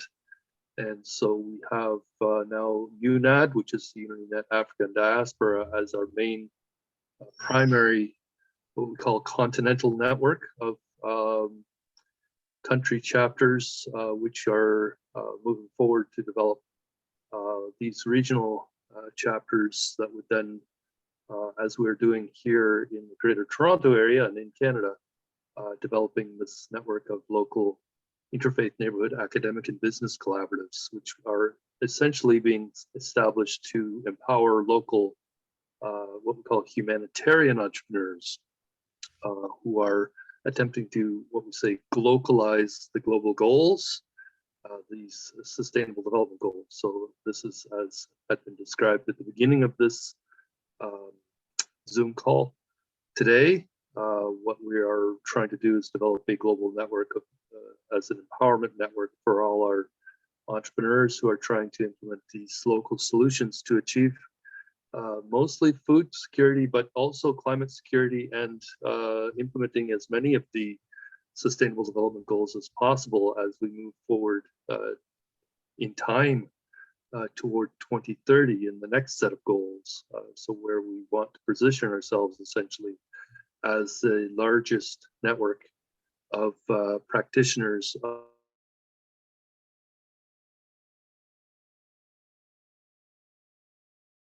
in these goals.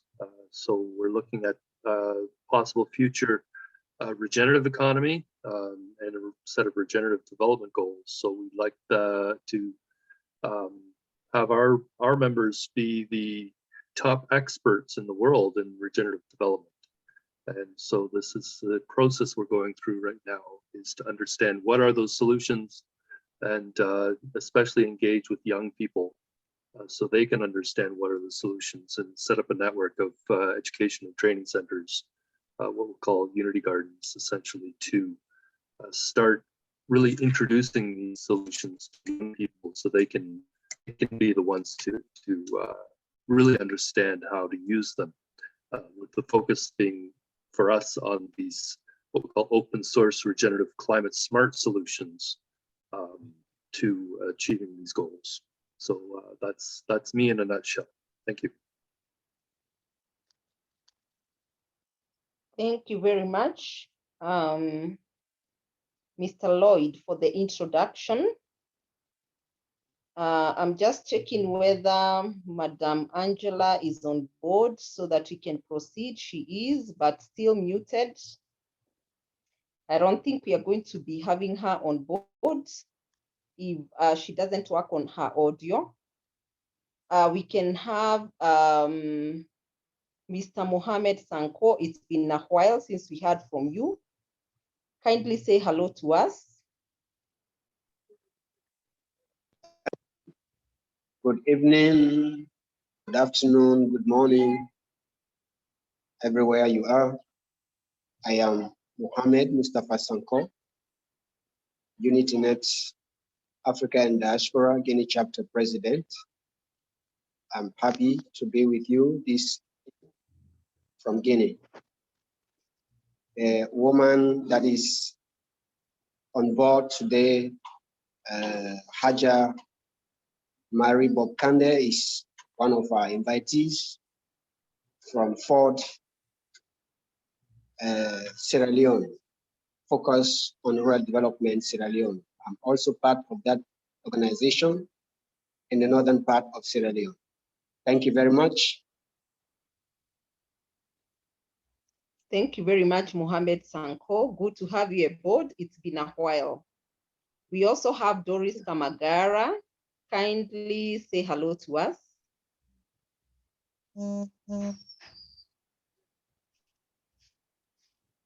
Madam Doris, are you there?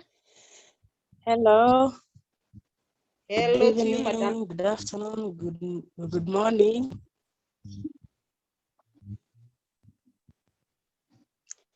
Yes, Yeah, go ahead. I'm there. Can you hear me? Yeah, we can hear you. Hello, Madam Jane, can you hear me? Yes, Madam Doris, we can hear you clearly. Go right ahead. Yes, good evening, good afternoon, good morning, everyone. I'm called Doris Kamagara from Uganda. Part of the meeting.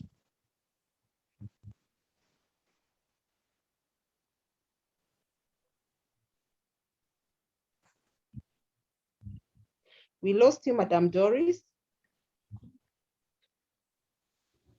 Yeah, I'm called Doris Kamagara from Uganda.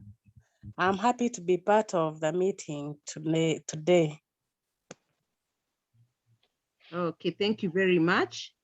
Thank you for your invaluable time. And we appreciate your input and contribution towards the Monday meetings and every other objective that you meet. We also have Mr. Hendrik. Mr. Hendrik, you can say hello to us and introduce what you do. Yes, I'm from UnityNet, South Africa. I'm based in Gauteng, one of the provinces in South Africa, in a town called Vanderbijlpark.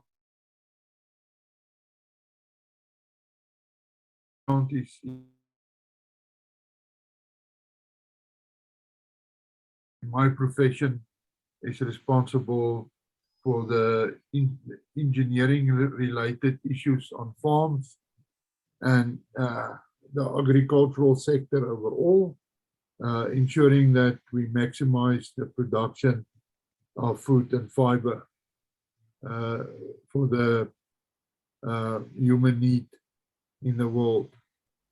And I'm very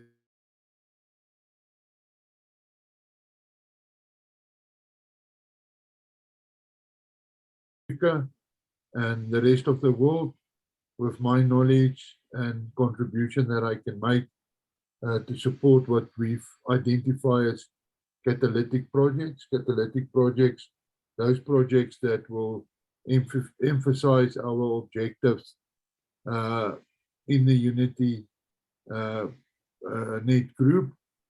And of course, the main thing is to take society with us. Make sure that people are properly informed on what we are trying to do and what we want to achieve, and give special attention to the ability aspects of every project. The young people, the teenagers, and the old people. Life happens, so these aspects must always be part of the project. And I'm adding value as far as possible, and people are contacting me from everywhere in Africa, and I can see how I can support them with their projects. Thank you very much. And of course, it is an honor to be part of this group. Thank you. Thank you, Mr. Hendrik, for always being there. Thank you for your unending contributions towards the betterment of UnityNet Africa and diaspora. We really, really, really appreciate you, and we appreciate your time. the time that you put to these meetings. Now, because it seems Madam Angela is not able to come aboard, so I'm going to request if there is anyone with any highlights that they would want to share with us, or any contribution you may want to share with us in regards to matters of Africa, you can kindly come through and share with us before I give the mic back to our Continental President, Dr. Carlos, so that he can wrap up the meeting for us. Anyone with any highlights or information to share before we wrap up?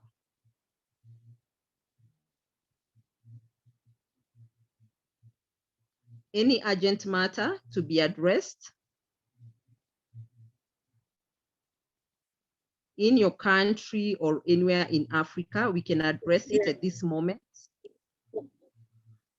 Yes, madam. Yes, Madam Marie. Yes, madam. Yes. Okay. I want to make a suggestion. Yes, please. That yeah, because since Angela cannot reach us because of internet difficulties, but she has already sent a presentation on the board. Can we be able to read it and discuss it? Is it not possible? Because she cannot be able to reach us because of the I know that it's the internet is a connection issue. I don't know. I'm just making that suggestion so that we can browse through. The host can help us to browse this through, and maybe we can have some kind of discussion from that particular presentation. Thank you very much. Okay, thank you very much for that great contribution and suggestion. Dr. Carlos, can we take it through as suggested by Madame Marie? Is it possible?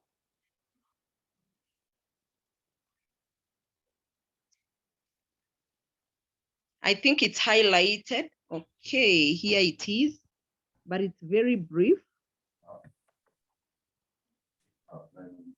So I can hardly see the first page, Dr. Carlos. are you, so what exactly do you want? Madame Marie had requested that we go through Madame Angela's presentation just to get acquainted. Do you want me to read it, October, to go through it? Yes, if you don't mind. All right, okay.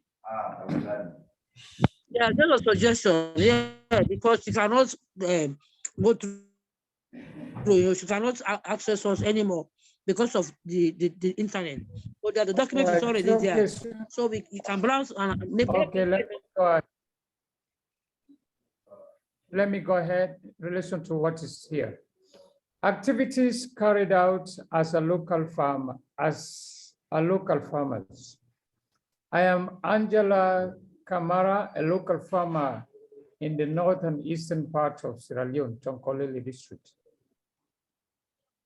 For so long, women have been considered only to work on backyard gardening in the country, and only a few of us that have the interest to take the front line to break short existing records. As short, I've been embarking on entrepreneurship in agricultural production, which is not only limited to crops, but with time shall consider animals. The dream I have been put into practice on the production of rice and some vegetables, in brackets, onion, cucumber, pepper, and tomato for several years. As a result of low income, I have been producing small scale of the above named crops for the consumption of my family and little for the market. Low income does not only affect the yield of my produce, but also the quality of the produce, especially the vegetables. Vegetables require high level of attention and storage facilities. All the working towards market trend in the country, I would like to embark on groundnuts and maize production.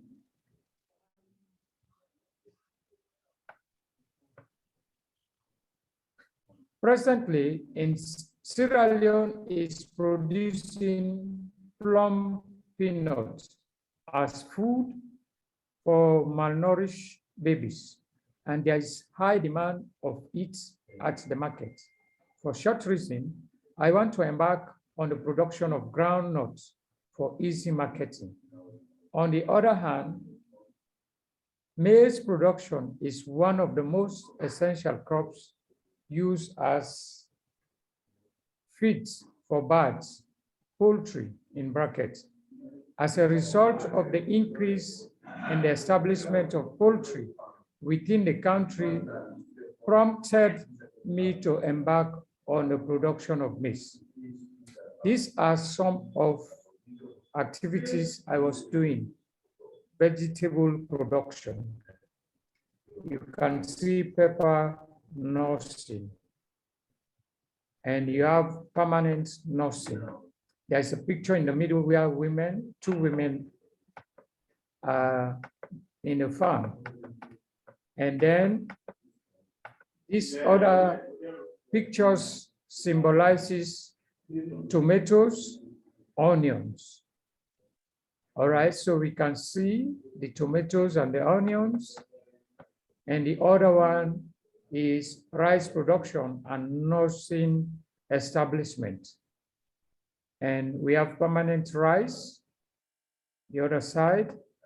And then finally, you have Angela herself is there in her rain suit. And then I think she's also the other one there, or maybe another person. You see rice farm and rice tassel. And I think the last picture is Angela herself there. She's an agriculturist. This is the end of this presentation. Thank you on behalf of Angela. Thank you very much, Mr. Carlos, for taking us through. Maybe we can ask maybe anyone from Sierra Leone to comment on the presentation. And maybe hello, hello, ask question about Angela. Yes, Mr. Leonard, you can go right. Yes, please. This Ibrahim. Yeah. Yeah, please. Is it her own production, or like he do for people's, or is for someone? Like, is it her own production? And if it is her own production, how many acres is she involved currently now?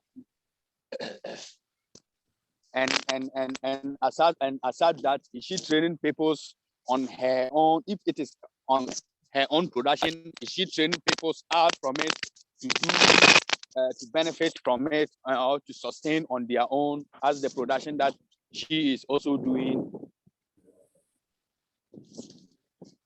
Thank you. Okay, that's a very good question. Apparently, Madam Angela is not here to give us the feedback. So I'm going to write the questions down and I'm going to send them to her, and maybe she can address them then in the coming Monday meeting. Should be able to address us.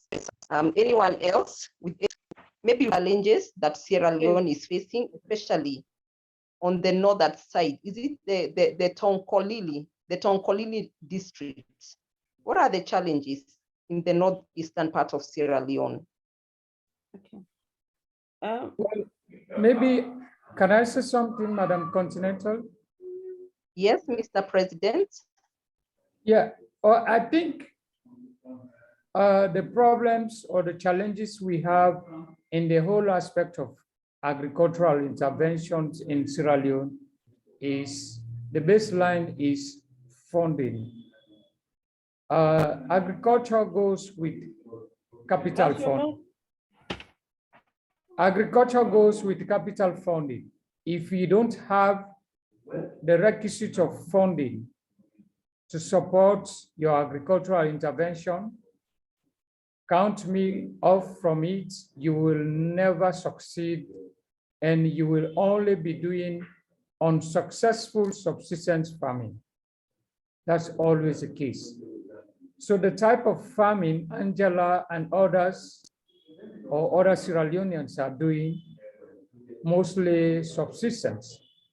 So now the answer to Angela and the rest of whoever is in Sierra Leone and who is an agriculturist or maybe an entrepreneur or anyone who wants to transform himself or herself into a successful agriculturist or somebody who is an entrepreneur, now the answers are here.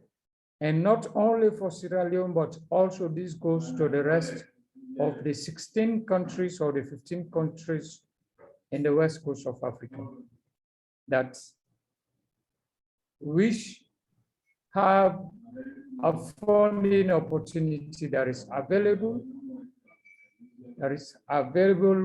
for the promotion of agribusiness or agriculture. And this is looking at what we call the value addition, the chain, the food chain.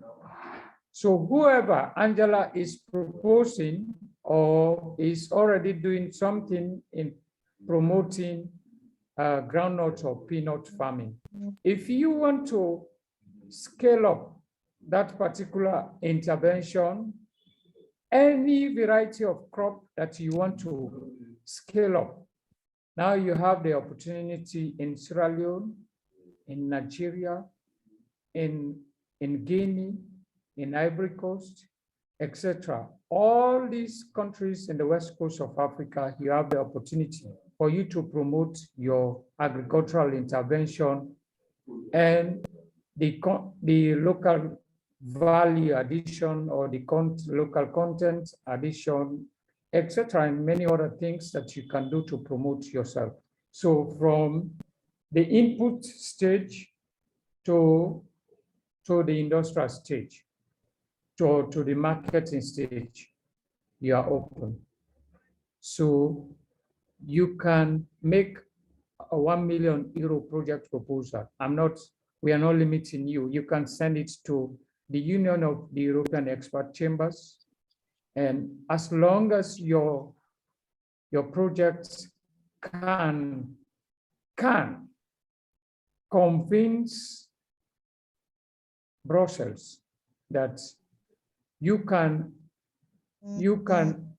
change the dynamics, you can change the ways of the traditional agricultural intervention to what?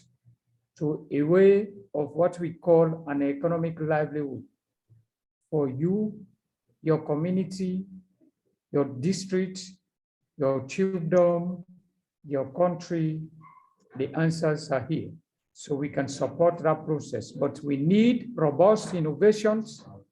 We need creativity. We need ideas. We need interventions of sustainability that will help create employment for young people, for women, and people to ensure that people have something to do.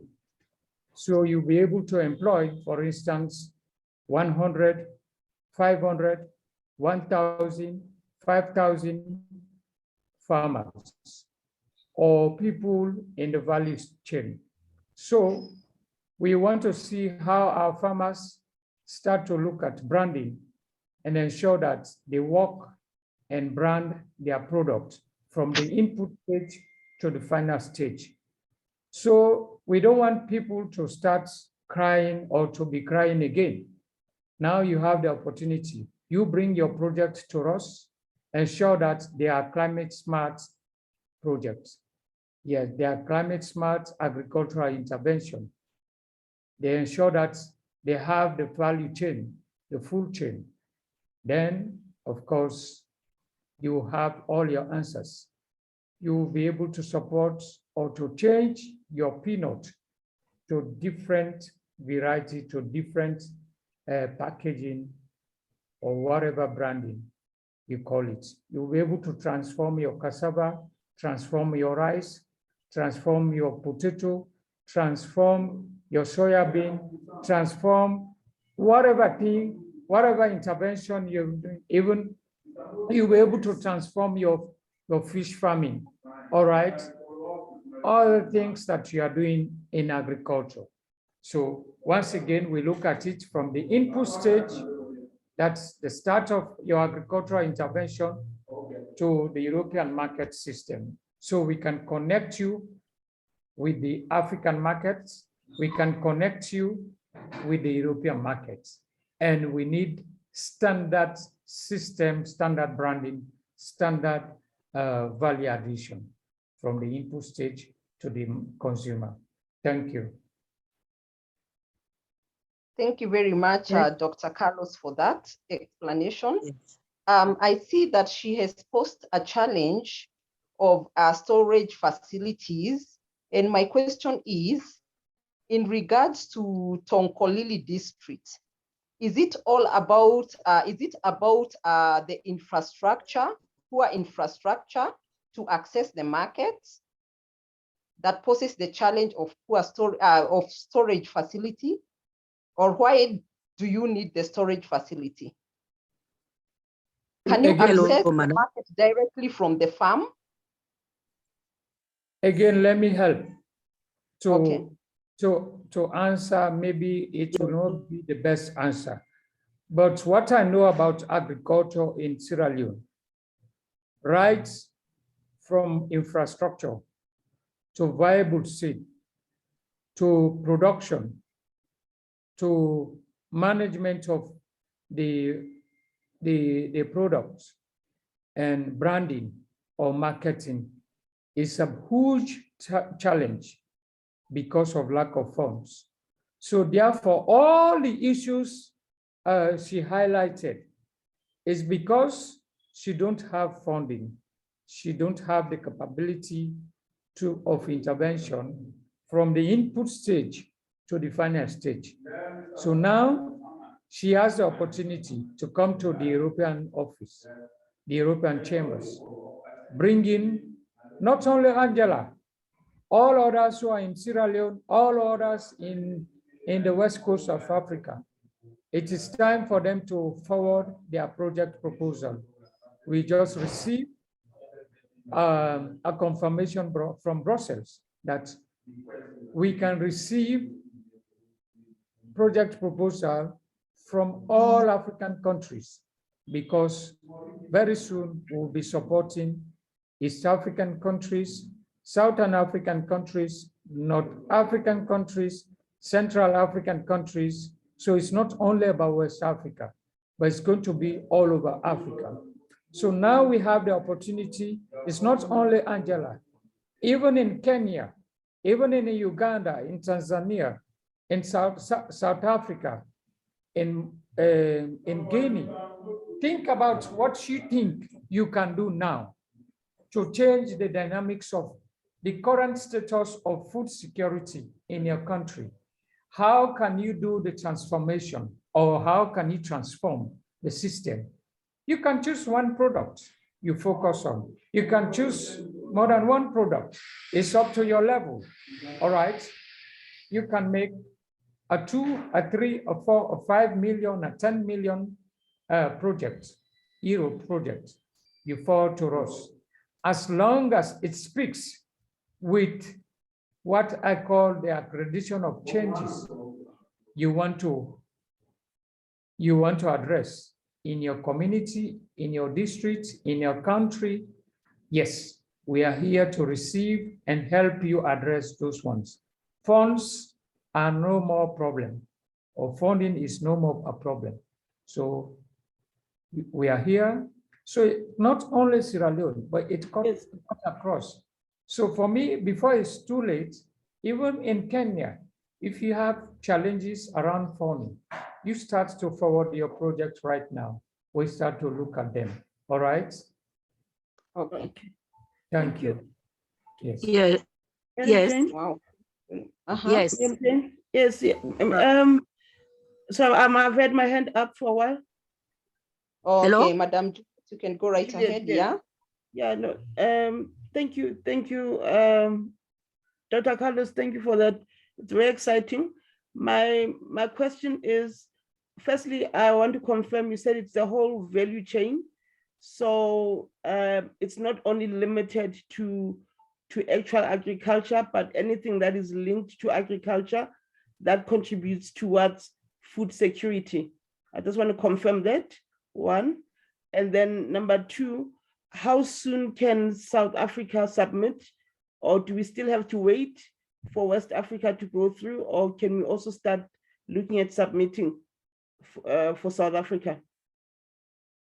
Okay, that's a good question. So if you want to submit now, I'll provide you the email address that you're going to forward your project proposal. All right? So how you can improve the local content of food is not only in agriculture, but even how you can be an entrepreneur. What you can do to improve or to impact changes in life. All right, what you can do in your intervention to address issues of environment, climate change, all these ones, education, the healthcare. All right, issues of gender, issues of good governance, unemployment, good governance, peace building, unemployment. If you have remedies, you have the opportunities now. Okay, so my last question, sorry, Madam Jane, it's interlinked. Are they looking at funding only NGOs or NPOs? What type of entities are eligible for funding? We are currently working with both private and the public. Okay, awesome. Thank you so much. Thank you. Yes, Okay. yes, madam. Yes. Okay. Hello? Yeah, someone else goes. Yeah, you can come through. Yes, me. Uh-huh. Okay. Yeah. I want to thank Dr. Carlos very much for the enlightenment about women in agriculture. Women are facing a lot of challenges from the beginning of the project, as even in terms of access to land. It's a big difficulties. It is very sensible. 2 weeks ago, when the government parliament was able to pass the Land Law Act, so that women can also access land to do agriculture. So I want to commend Angela because she talked about plum peanuts. And plum peanuts used to come before COVID. They used to bring it with the NGOs so that they can be able to give children who are malnourished, even in hospitals, those kind of things. But because of the COVID, it's not forthcoming now as it used to be.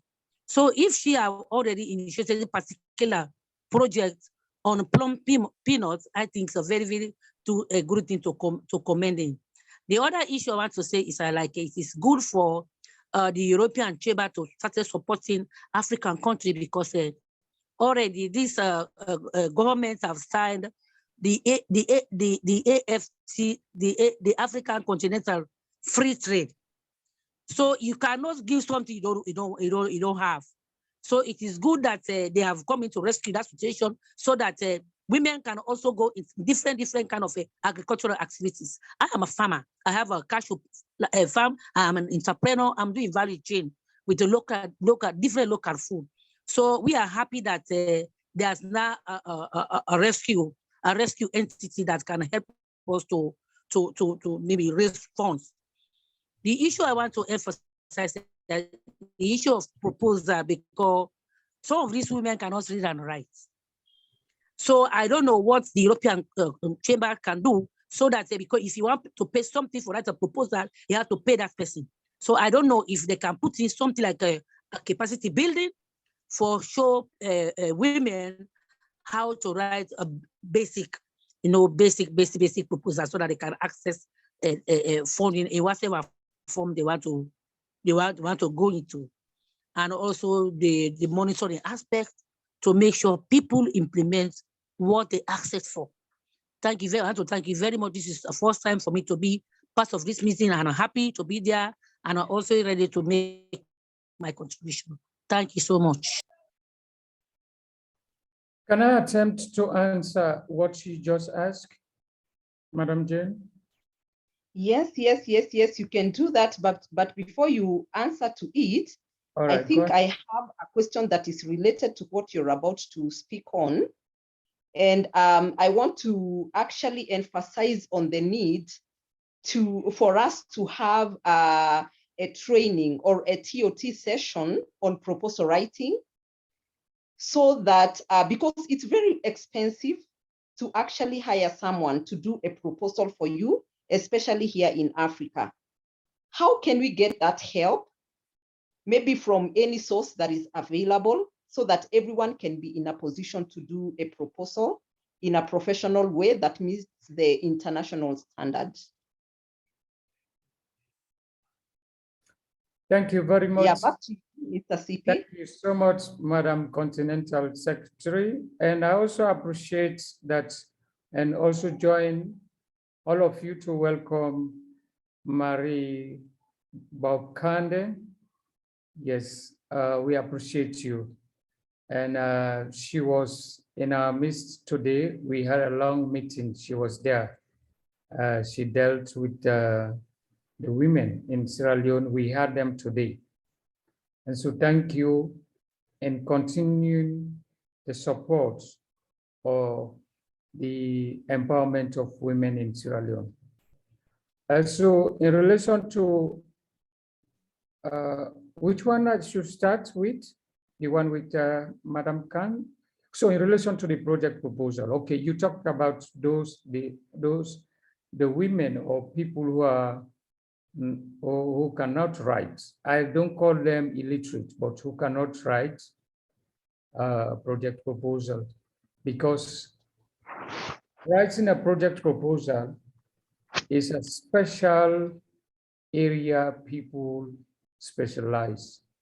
And as I am a project writer, in relation to what also Madam Jane is saying, if you're writing a €1 million project and I write it for you, I do it for you, I charge you maybe 5 or 10% of that money you pay me.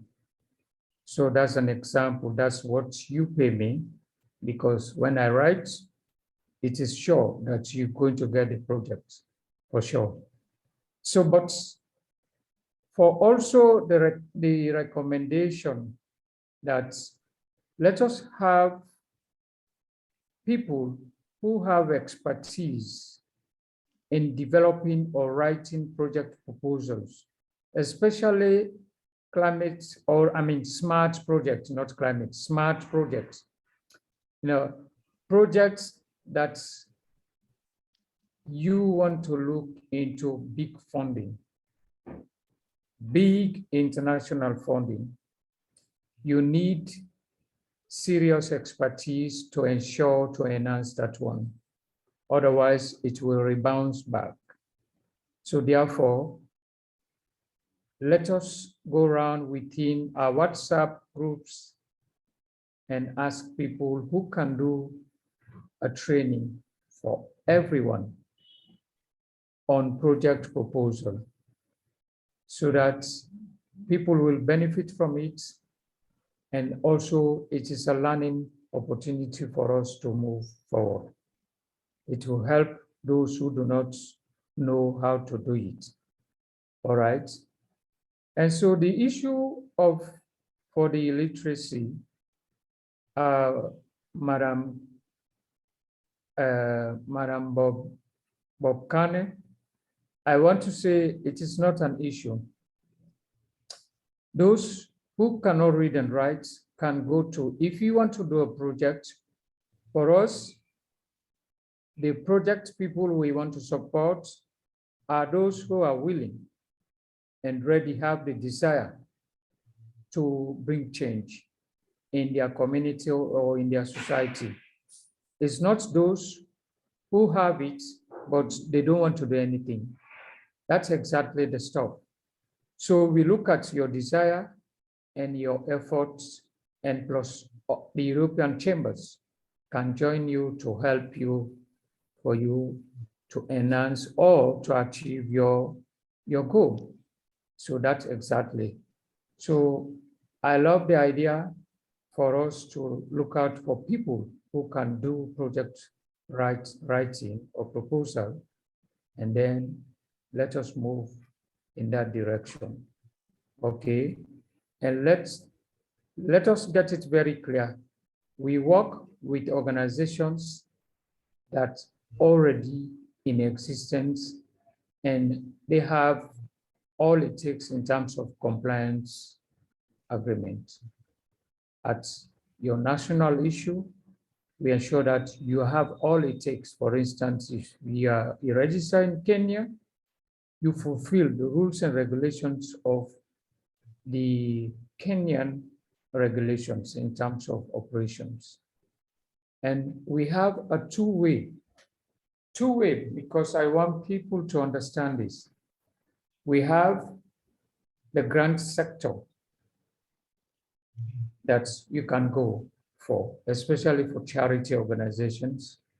And we have the loan sector, that people who want to go into business can go in. For instance, if we, like for instance, UnityNet International, want to go into business as a company in Sierra Leone or in whatever country you are, we want to see you that you have all it takes as a company. And our banking system, Fortune Bank, will, as long as you have a very good and smart business plan, we will fund you to ensure you implement your proposal, your project plan. So these are the two interventions. Which other way you want to take? If you want to take the grant, if you want to take the loan, it's up to you. Thank you.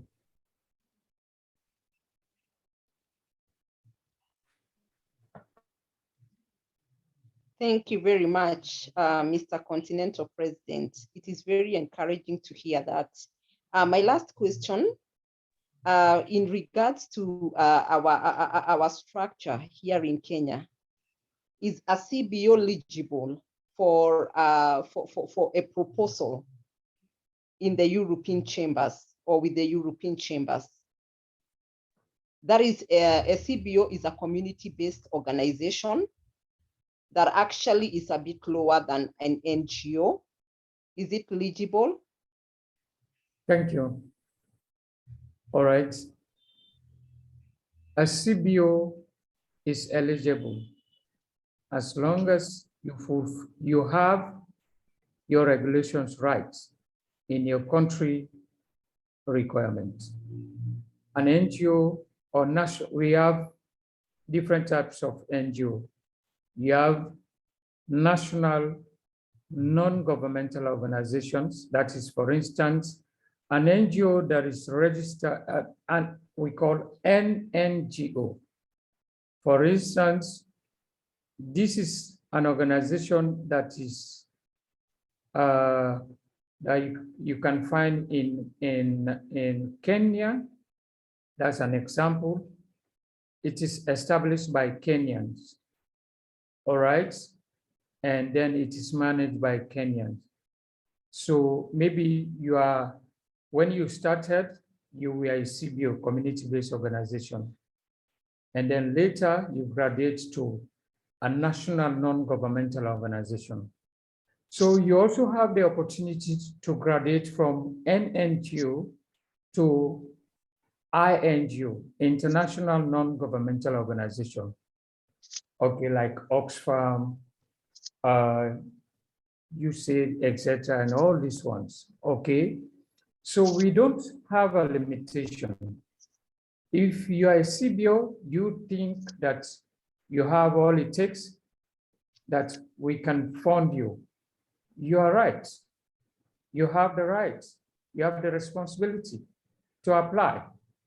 The only thing we want to advise is, most times the small organizations don't have what it takes in terms of all the regulatories. So we advise you to have what we call a consortium system, wherein you have maybe 2 or 3 or 4 or 5, an example of CBOs together. You have one leading organization that is leading you for you to have XYZ funding. So, and that's what we are encouraging to CBOs, because you are a CBO and you are small, all right? But we support, to answer your question, we support CBOs. We support national non-governmental organizations. We support INGOs. Wow, that's very encouraging. Thank you for answering that question so well. Yeah, we have Mr. Lloyd hand up. Let me also say this. The issue of cultural heritage, the ecotourism, the tourism sector, we support.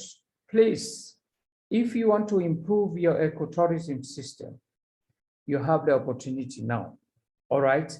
The entertainment center, the entertainment sector, maybe whatever creative art or whatever you call it, innovation and all these ones.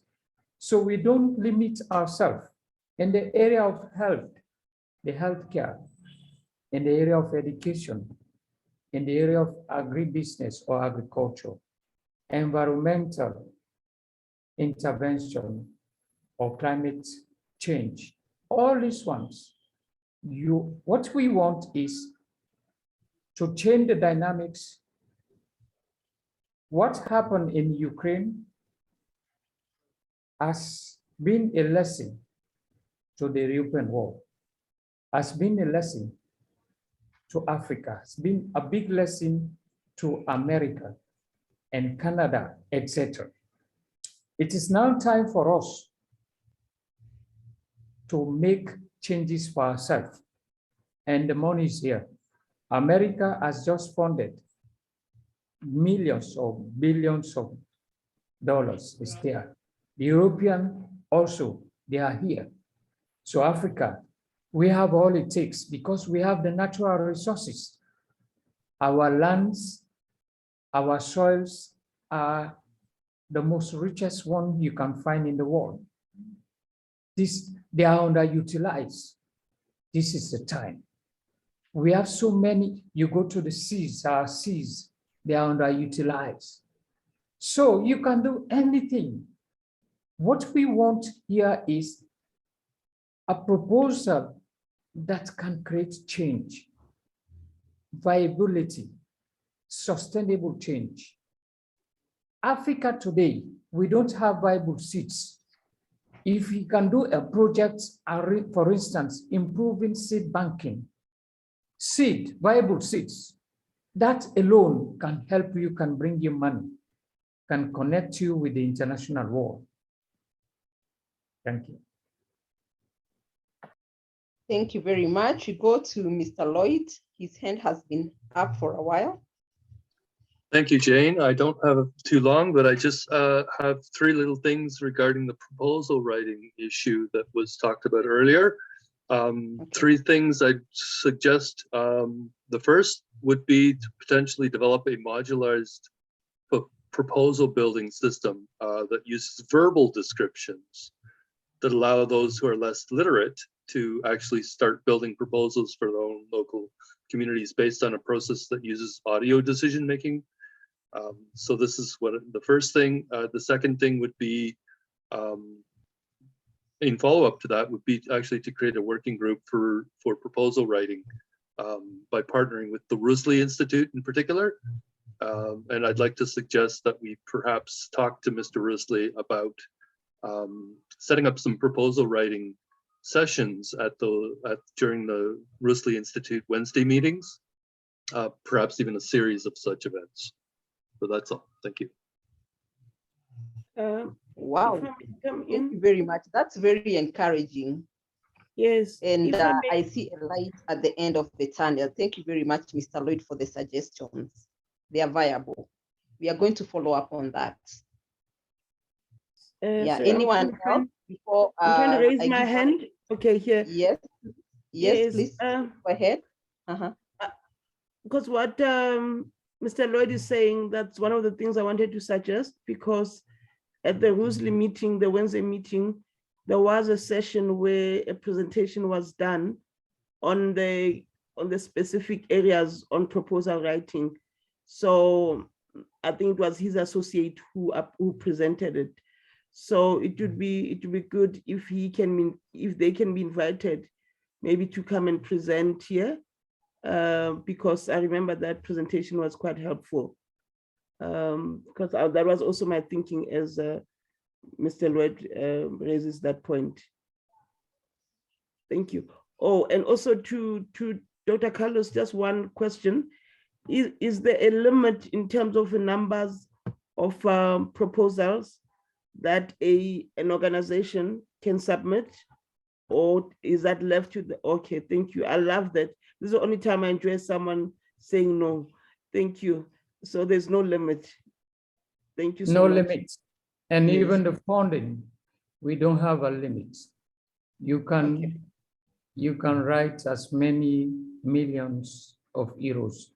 Just ensure that your activities speaks exactly in relation to the changes you want to impact.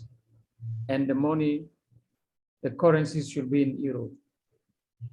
Definitely, definitely. And if it involves, for instance, any equipment, any implementation process in terms of buying stuff in overseas, you only buy in Europe, not in America, not in China, not in Canada. Oh, the equipment has to come from Europe. Yes, because we want to maintain the standards. We want to maintain the European standard.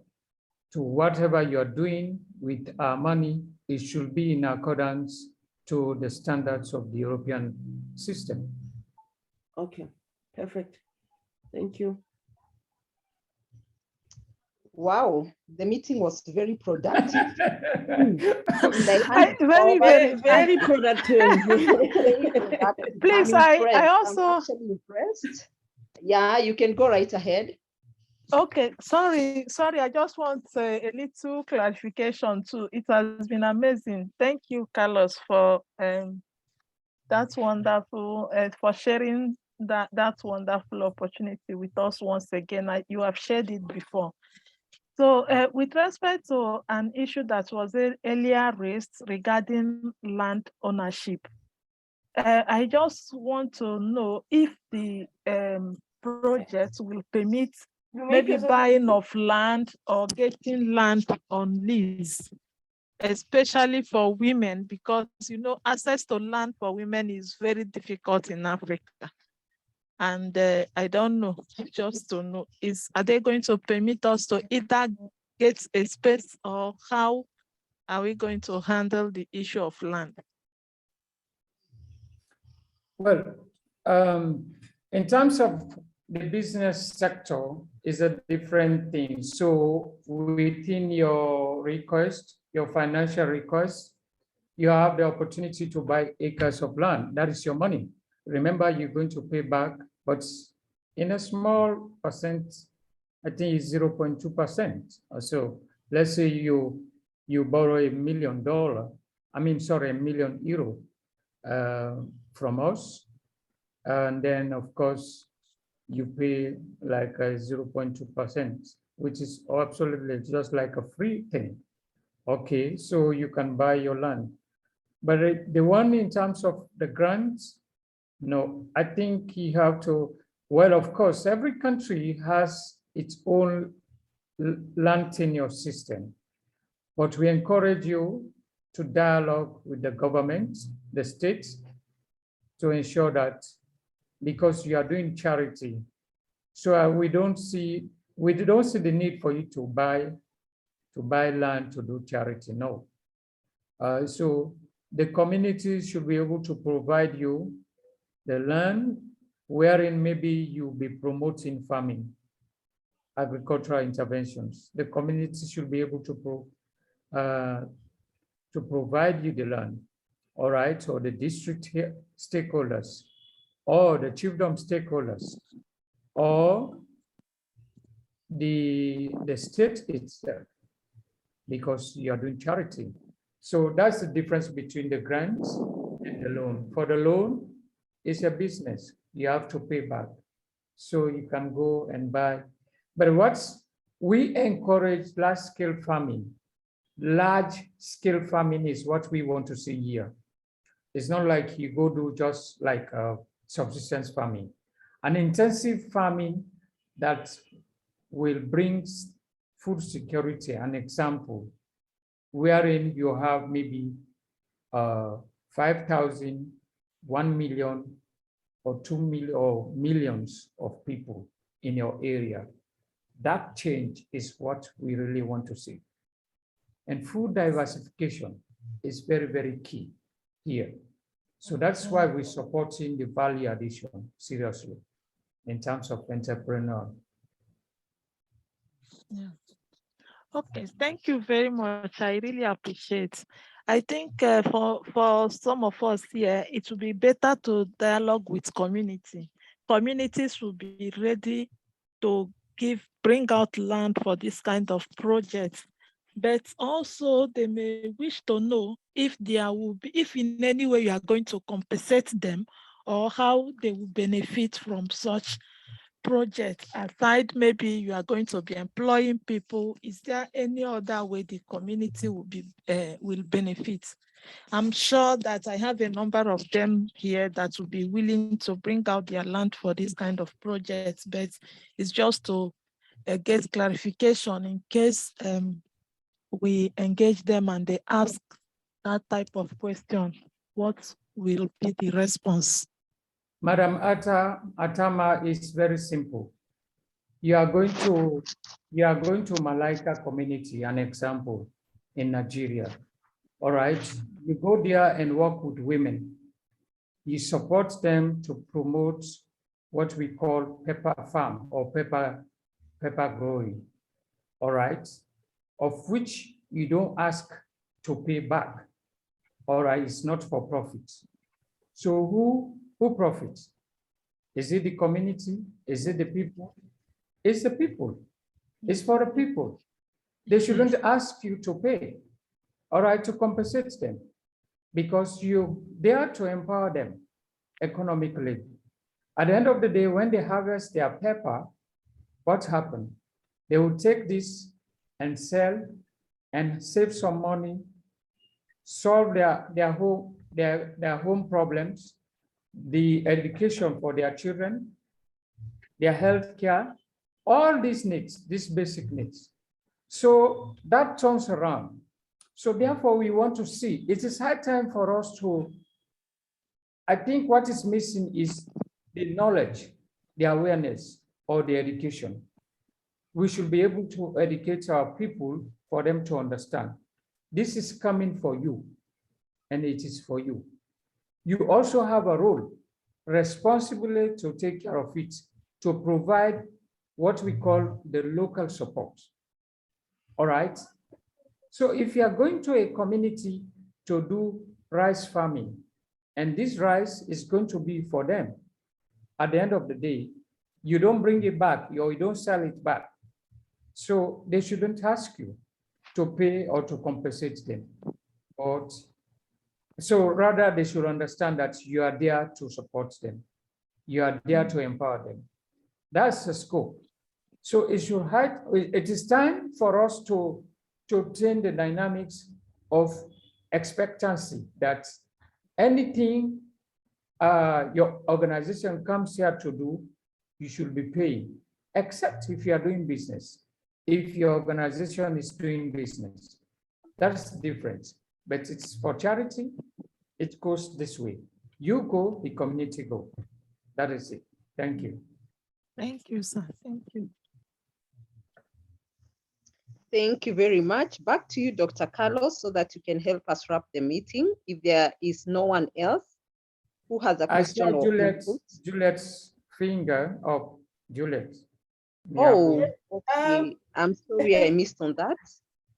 No, it was a finger of appreciation, and also, sorry, Madam Jenny, if I may say, also just to say I like what Dr. Carlos is saying about changing the dynamics, where communities actually need to see that they have the power to change their situation.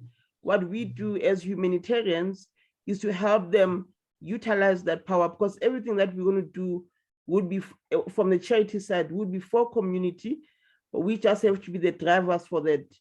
And I just like the fact that it actually changes the shift to say that let's tap on what is already there and on models that have worked. I think it is better to come up a small model that you've tested on a small scale and then present or write a proposal for the same model, but on a larger scale.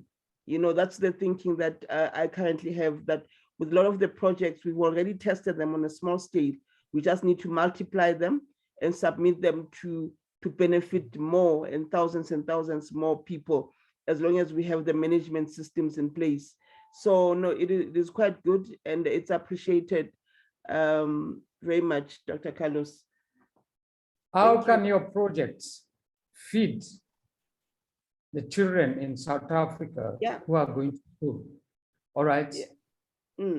How can your project feed the children in Kenya in school, especially those children going to school? So we want to see changes. It's high time for us to understand that the government don't get it. They can't do anything. They don't have it. The private sector is what's made Europe, America, or Canada today. They are very powerful. So it's high time for us from the private sector to stand tall. I want to encourage everyone. If you are not thinking, start thinking now.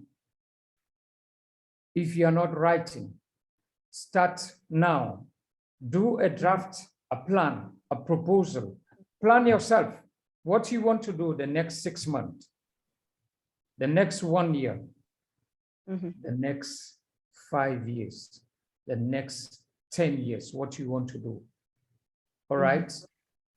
Do something that will bring change, and change not now, but for tomorrow, for children yet unborn. We have all what it takes to do it.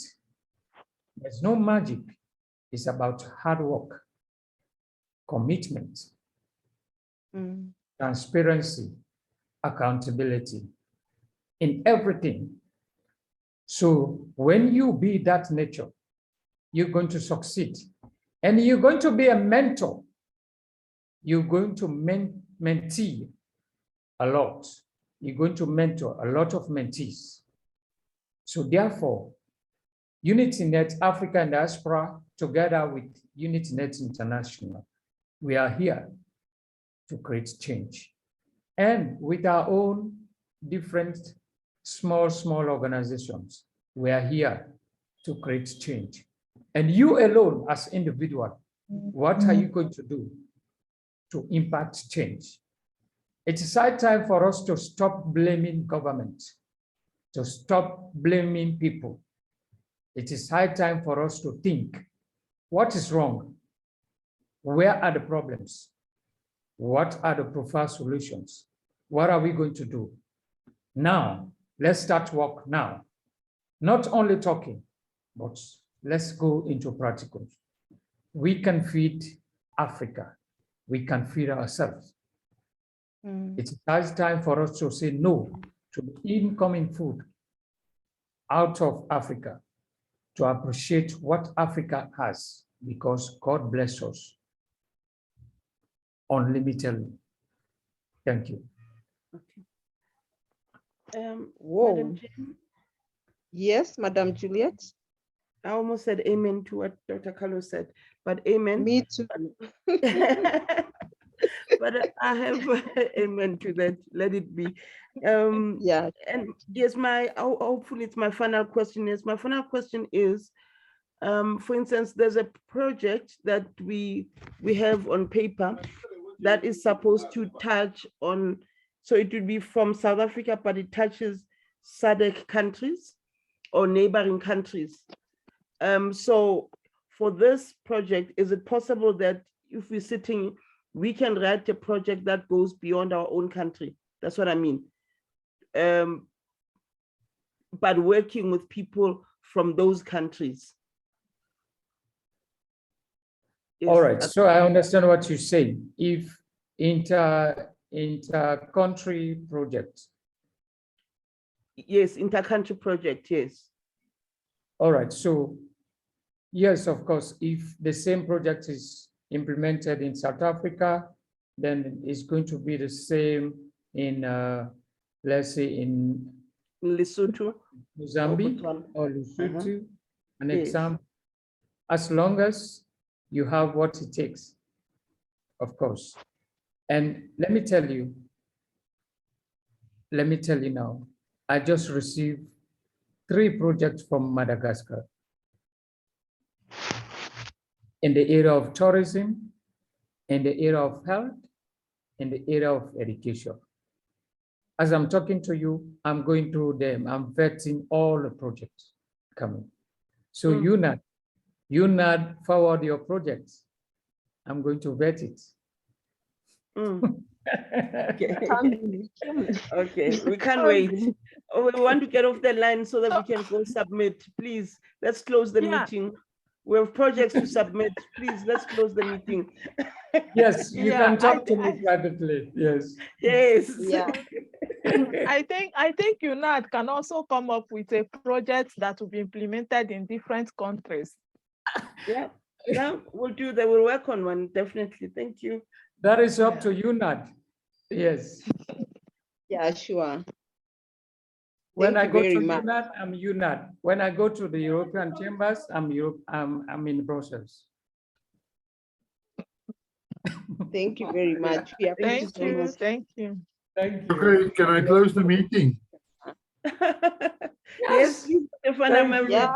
We have projects to write. Yes. Good night. Good night. Yes. Thank you so much. Thank you so much. Yes. Bye. Bye.